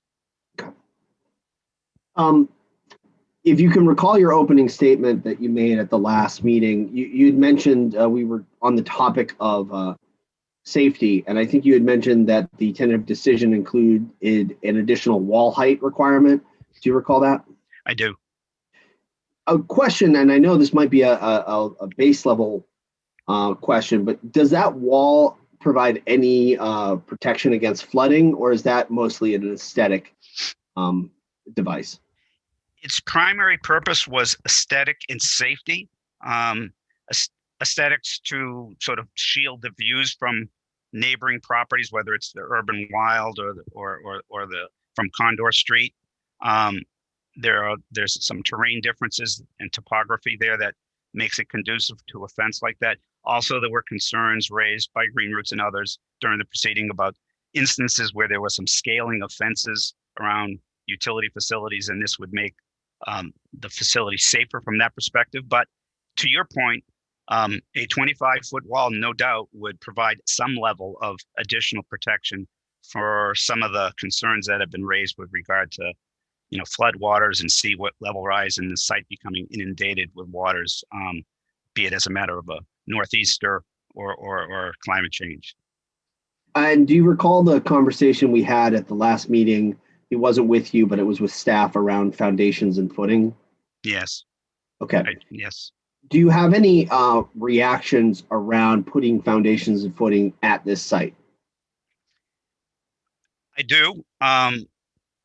We think it's unnecessary because of the conservatism that the company's design already incorporates with regard to being at a sufficient enough height to address over a very long period of time, at least through 2070, which is 50 years, if not through the end of the century, 80 years, the likely levels of the most aggressive estimates of sea level rise, using the Bragg report, for instance, and those types of foundations and footings come at a cost. It comes at a cost that would be paid by customers. And it's our job to construct these facilities not only so that they are reliable, but that they're done in a manner that's reasonable and fair to the consumers that will pay for those facilities. And there is such an extended time frame between now and the most aggressive types of assumptions there might be with regard to sea level rise that might cause some susceptibility to the site being compromised, that there would be sufficient time 20, 30, 40 years from now to address that. One of the options the company is looking at is portable flood barriers, which are very easy to obtain and can be set up on a day or two's notice. For instance, if you have reason to believe there's an impending storm that's coming, or if sea level rise is escalating, and they can be put on the site and provide an additional foot, 2 feet, or even more of protection for rising sea levels or storm waters. The company's interest is to have a reliable facility and to protect its investment. It is the same interest in ensuring that what it does here makes sense. And given the design as it's presently proposed at a 23-foot design flood elevation, there's more than ample, shall I say, leeway between the most aggressive estimates of sea level rise and flood waters to provide a significant margin in an even more significant amount of time before those types of measures might be required. So we don't think multi-million-dollar types of investments now make sense for customers and would be ultimately needed. But if they were needed, there is ample time in the future to incorporate them in a reasonable manner. Yeah, and the foundations and footing would allow add-on over time, right? That's not a day one solution, correct? It's to build that into the design, but even the foundation and footings would require somewhat of a re-engineering of the site and maybe even re-permitting of the site because of the additional equipment and where they would be located. And my understanding is it would not be an inexpensive investment, even just for the foundation and footings. So it's something we don't think is needed. The siting board the staff has proposed a condition as part of the tentative decision here for an emergent response plan to include measures that the company would implement, including flooding, and to file that within 30 days of the commencement of construction. That's something we could address in more detail if the siting board approved the project in compliance with that condition. What types of measures would make sense at what costs to include in our emergency response plan to minimize the risk of flooding and sea level rise to the site. Yeah, and I think that I think my concern, here is we're already dealing with a site that's a limited square footage, right? The urban environment had to be limited in square footage. So even typical things like flood barriers, I just don't have a knowledge at this time, and I don't think we do. We're not engineers to kind of assess whether or not that would be able to be put on site safely. Dr. Marcos Luna gave some fairly compelling testimony around the different levels of sea rise and how to account for that. Did you hear his testimony earlier? I did. Yeah. Okay. And could you at least respond a little bit about about maybe some of the concerns you may have or some of the places where you may agree with what he had stated? Well, I think the company has shared sort of his objective by designing a facility that will be susceptible to avoiding the effects, the adverse effects of sea level rise or storms.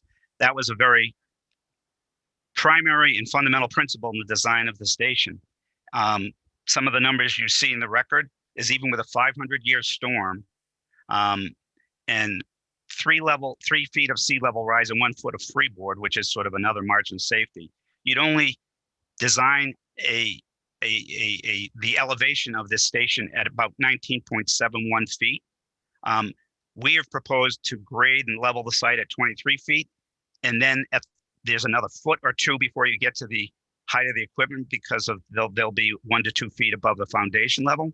So there's at least 4 or 5 feet above the levels that would give rise to a concern of the beginning of an issue where this equipment might be subject to some risk from sea level rise or floods. And the number we use for 3 feet with a foot of freeboard compares very favorably with the most aggressive assumptions in the Bragg report, and is far more aggressive than any other industry or permitting agency has required heretofore. It was just reviewed as part of our Conservation Commission approval, where the Boston Water and Sewer Commission, in their input to the Conservation Commission, required us to look at a variety of very complex scenarios in terms of storms and sea level rise, and to determine whether any of those combinations of events would jeopardize the equipment at the site. And we were able to show the Conservation Commission that our height at 23 feet at the minimum of where the foundations would be is sufficiently high to avoid through the next 70, 80, 90 years, whatever it might be through the end of the century, the effects of foreseeable climate change and storms. So we think we've done everything possible to protect this station. It's an investment to us.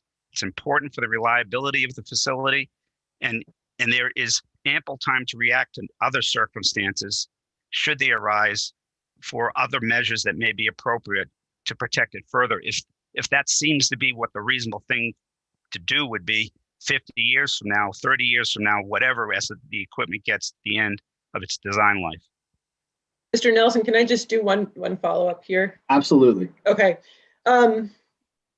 So, you know, the science continues to change on the level of sea level rise that we might expect, including recently with some news on the rate of ice sheets continuing to accelerate. And so I'm just wondering, you know, if the sea level rise that the Bragg report consolidated back in I think they started in 2014 and published in 2016, and the state's done similar work and is doing similar updates right now.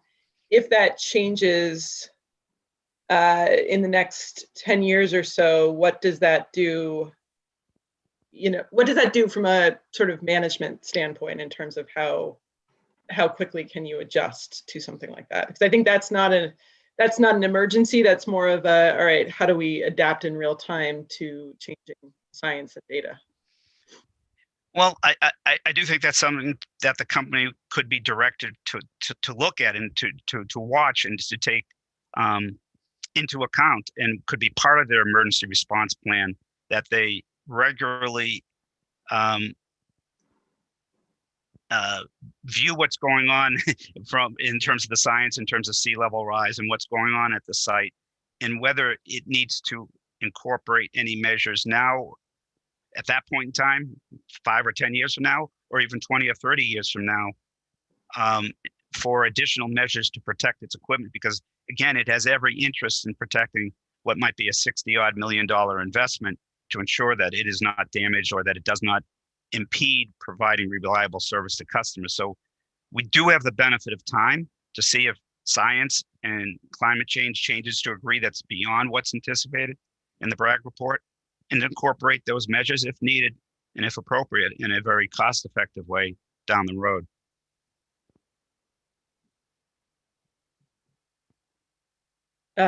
Sorry, Chair Nelson, I'll let you No, continue.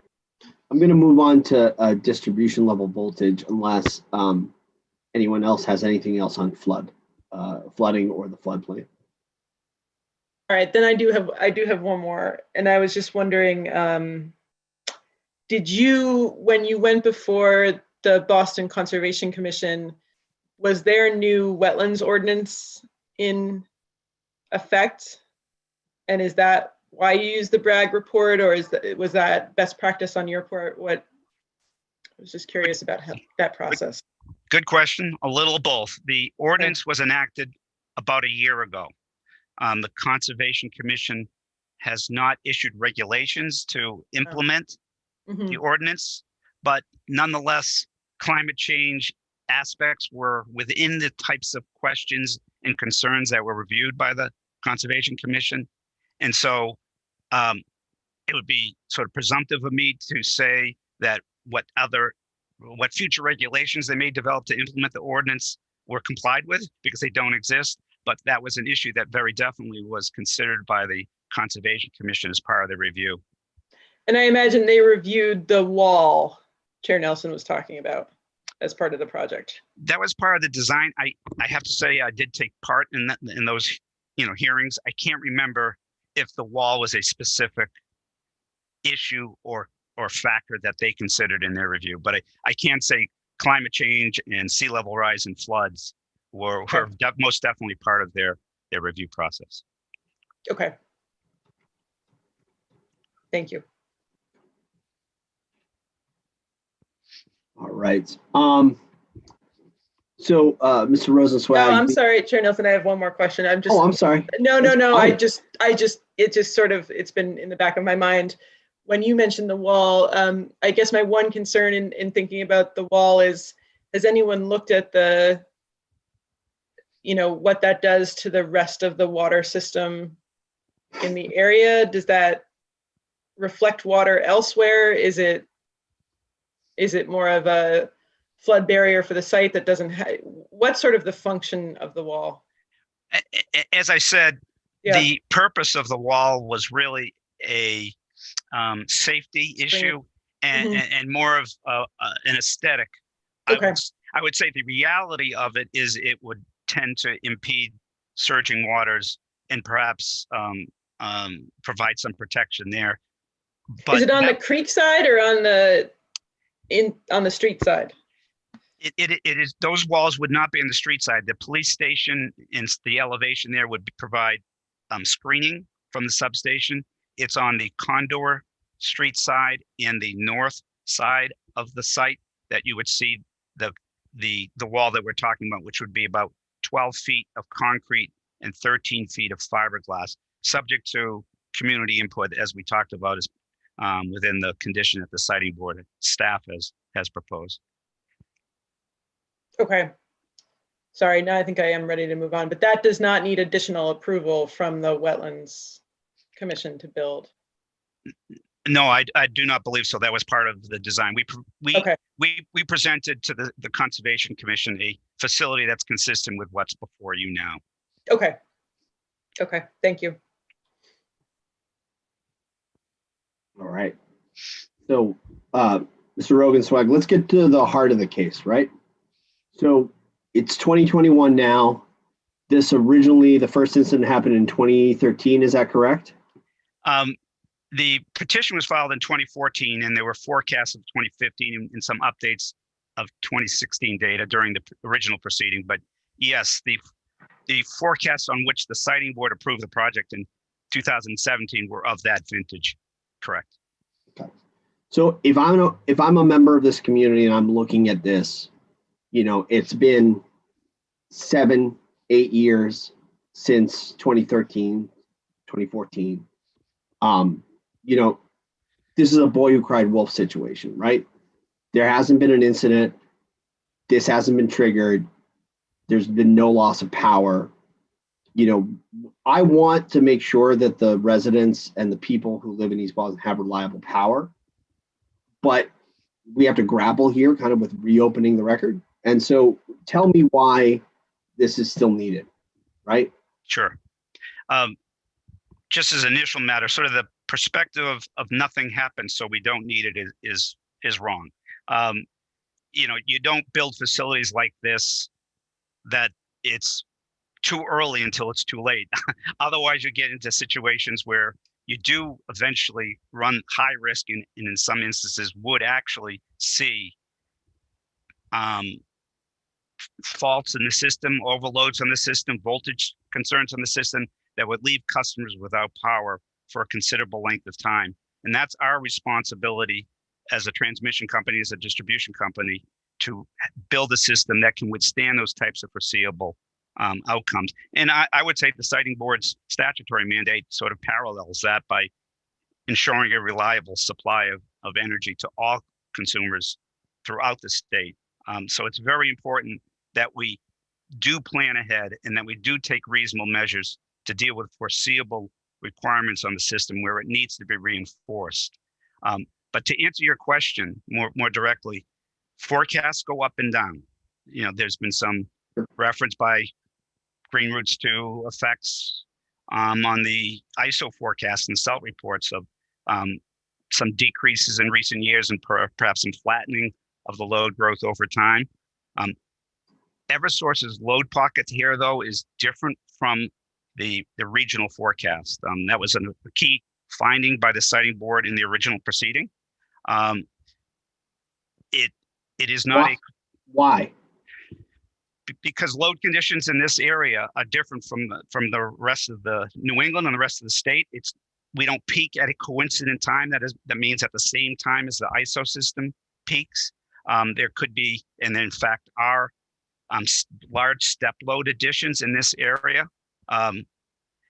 One of them that's in the administrative record of this proceeding is beyond the step loads that the siting board relied upon in the initial proceeding, is a 10 megawatt increase in Logan's needs over time because of a proposal they have to expand some of their facilities on their site. But even beyond that, you know, there are additional step loads that the company sees coming on its system at this point that weren't part of the original proceeding. And these things happen all the time. And one of them, just as a matter of public record, is Suffolk Downs. There was no large proposal actually in the works for redeveloping Suffolk Downs at the time of the company's approval in 2017. There was some talk of maybe a casino at one point in time or Amazon at one point in time. But now we have a concrete proposal at Suffolk Downs that's already received regulatory approval. The secretary just completed MEPA review last year on Suffolk Downs for a 20-year build out at that location with 10.5 million square feet of mixed use buildings that the company's understanding is that will be built out almost immediately. They're getting underway with building that over the next 20 years that will result in significant load increases on the Eversource system that have to be served out of East Boston in order to meet that growing load at Suffolk Downs. Okay. Well, okay. But then let me ask you this, because I think I asked Green Roots a similar question. So if needs real, why not build this at Suffolk Downs, right? Could you explain to me why not build it at the airport or at Deer Island or Revere or backfeed it through Winthrop? It's well, let me take those one by one because each situation is different. At Massport has its own land that they haven't made it available to Eversource. They have their own needs for their land. We have no way of commanding and requiring them to provide us that land. That's not your service territory, right? We serve them at a distribution level, not by transmission. We serve them at a distribution level with several distribution circuits that come into their property. The other reality is, and I mentioned this earlier with the substation criteria, if we were to build out to get to Suffolk to Massport, it would require a much more expensive project, much longer transmission lines. That length would come with additional cost to customers, as well as different and more significant impacts to the community that we're able to avoid by siting this station just adjacent to the Chelsea Creek where the cables would come through, existing duct bank and conduit that's there, and come directly into the site. We're able to avoid those costs. We're able to avoid those impacts, and the site is available. There are very few locations that are available in a tight urban area such as East Boston that would be sufficiently large and proximate to transmission and within the load pocket that would allow for a suitable build out of a facility like this. Same thing at Deer Island as well. They are served by a dedicated line. That line is, by as a matter of court order, is a dedicated facility that has to be available to serve the MWRA from K Street. It's not available to serve other loads and for other customers as a matter of law. So the reality is there are very limited areas where the company could build out its system to meet the requirement that it believes is self-evident in this area because of the lack of transmission serving East Boston, as well as the increasing step loads that it's seeing coming onto its system over the next several years. Okay. So then one of the other themes that I heard clearly from Green Roots was the transparency of the data, access to the data right here.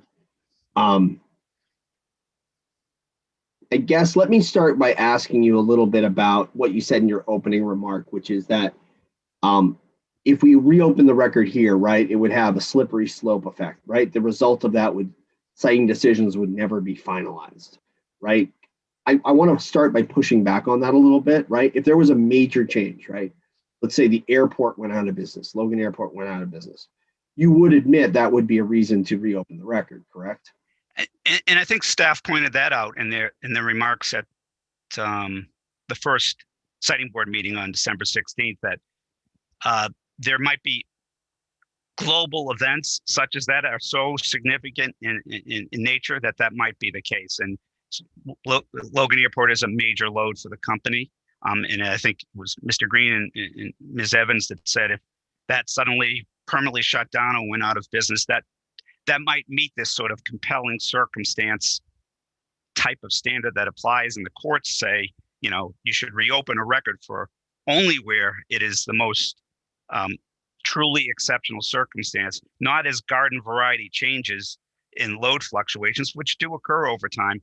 And I submit for the sort of the consideration of the board would even be a higher load now than we projected last year, for instance, because of the step loads we're seeing coming on the system, such as Suffolk Downs.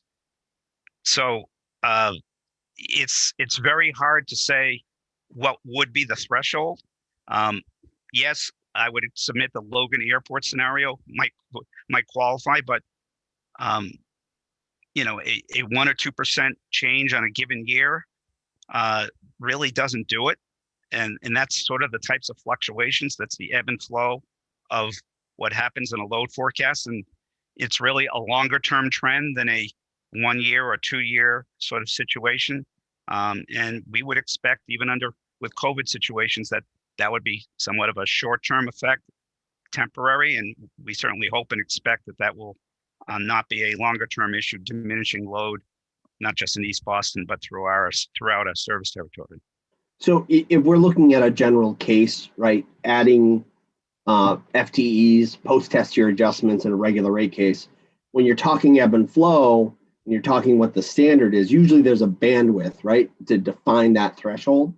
And I would imagine, does the company have a threshold here where they would say, if load changed by X percent, that would trigger us to either A, need to build a new substation? Certainly, I think they probably have that. Or B, this would be a reason that we no longer need a substation, right? Is that something the company has?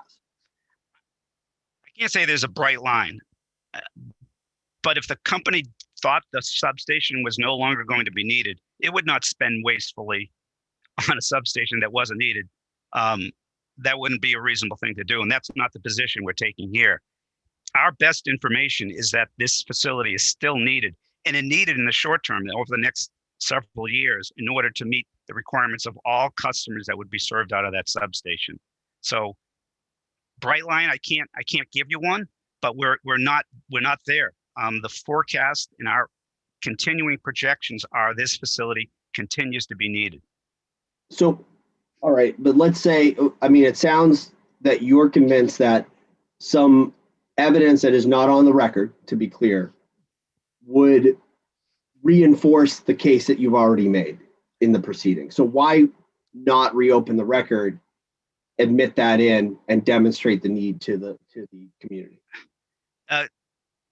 It would dwarf the other effects they're talking about, to be sure. But the reason is because the decision was made by the siting board. It's final. We're entitled to due process. Finality has importance. Siting board standards would indicate that this is not the type of circumstance where the opponents that have raised the issue for reopening the proceeding have met the standard for reopening. They haven't clearly shown with, good cause that what they're alleging would have a likelihood of having a significant impact on the outcome of the proceeding. That standard hasn't been met. And the judicial precedent is very cautionary to agencies such as the siting board. And I would caution the siting board here that reopening a final adjudication after the appeal periods have lapsed should be done sparingly at most, very rarely, and only in instances, frankly, where there's matters of fraud or changes in law, but not sort of garden variety types of fluctuations in load, which will happen all the time. And you will be facing that allegation in every case that the siting board should not give final approval or should be able to reopen its final approvals based on circumstances that might have a year later or 2 years later or 3 years later. And we would never get these facilities built. And that would be a very bad outcome for the reliability of electric service in Massachusetts. So I would be very cautious about doing that in this proceeding. There's no reason for us to have to prove something that's already been fully and fairly adjudicated. And where our continuing best information is that it still continues to be needed. And I'm raising the issues with Suffolk Downs and some of the other step loads just to counterbalance some of the assertions that have been made by Green Roots, the other side. I'm not saying that you should take that in as evidence and make a finding based on what I'm saying, but that is a consideration, as I said in my opening comments, for everything they might raise with respect to things that might tend to decrease load. We would point to other factors that would have the opposite effect and maybe even a greater effect. And so you never can get there. You can never get to a level of certainty that will And so, I think Mr. Daniels would probably take umbrage as calling the underlying case fairly disputed, right? He had indicated that there was a potential violation of not holding a hearing in the East Boston community. Do you have a reaction to that? Because you are saying that the underlying decision was fairly arrived at. Most definitely, it was a robust proceeding. You look at the number of parties, interested persons, limited participants in that case. The public hearings were well attended. Mr. Daniels alluded to the language in section 69J about public hearings in each locality. We differ from him on what that means. If the legislature had intended that the words were in each and every city or town, they would have said so. They used the term locality, which is a broader term in which the siting board's regulations recognize do not require a public comment hearing in every city or town in which a facility may pass. And given siting board history, there are almost every case that the siting board considers involves facilities that go through multiple communities, sometimes as many as 6 or 8 or 10 communities.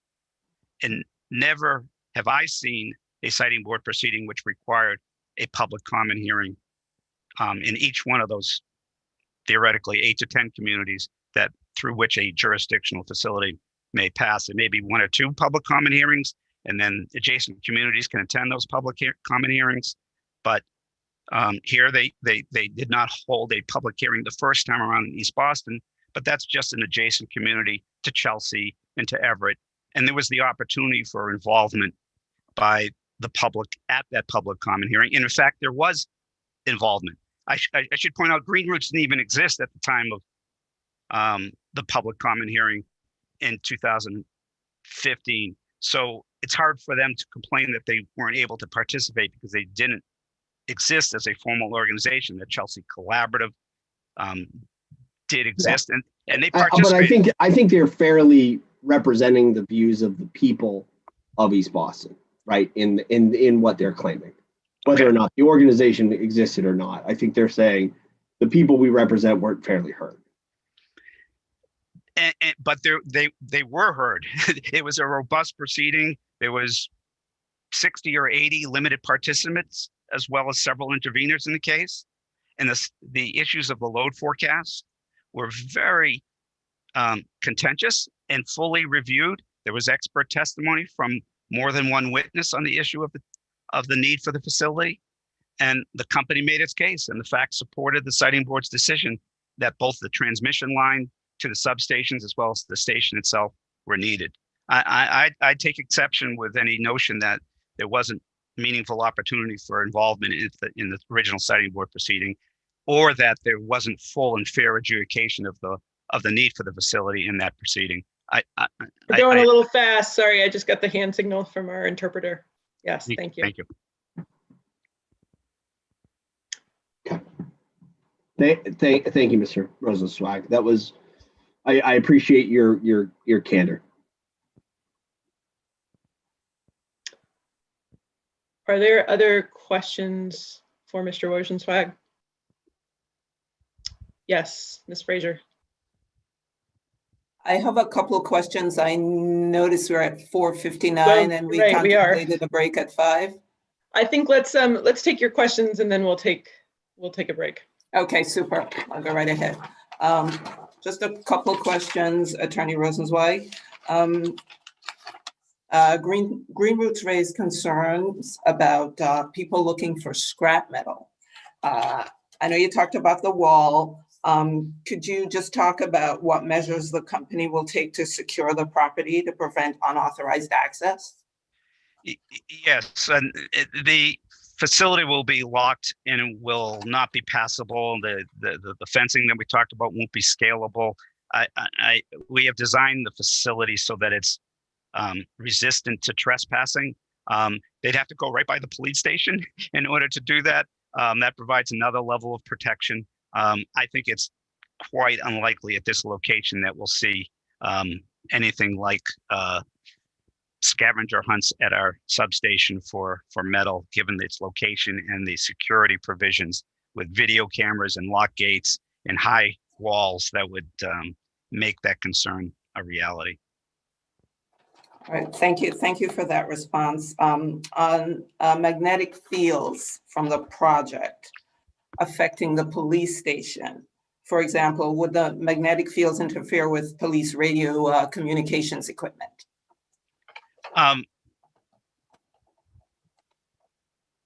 I have not seen any information along those lines. We have been in discussions with the police station. I'm not unaware of any concerns in that regard. I believe those are all on different frequencies and radio frequencies than the magnetic fields from the station. But I confess I can look into that, but I don't have a complete answer for you. I just, my experience with that issue is that it's not likely to have any interference with their own internal communications. Okay, thank you. Is it statewide practice for Eversource and other utilities to build a substation before a low likelihood contingency causes rolling blackouts in a service area? Or do utilities typically wait until there's a blackout before building up the system? I know you addressed this a little bit. I did.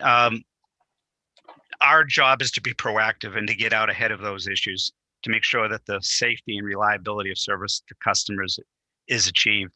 And the standards we use for how we plan for these facilities are very common across all utilities in Massachusetts, and frankly, nationally. We're also subject to national and federal standards with regard to transmission planning. And there's organizations like NERC and FERC and ISO New England that closely watch what the companies do, and we have to get our plans approved by them. And projects, if they're regional nature, have to receive ISO review before they're constructed.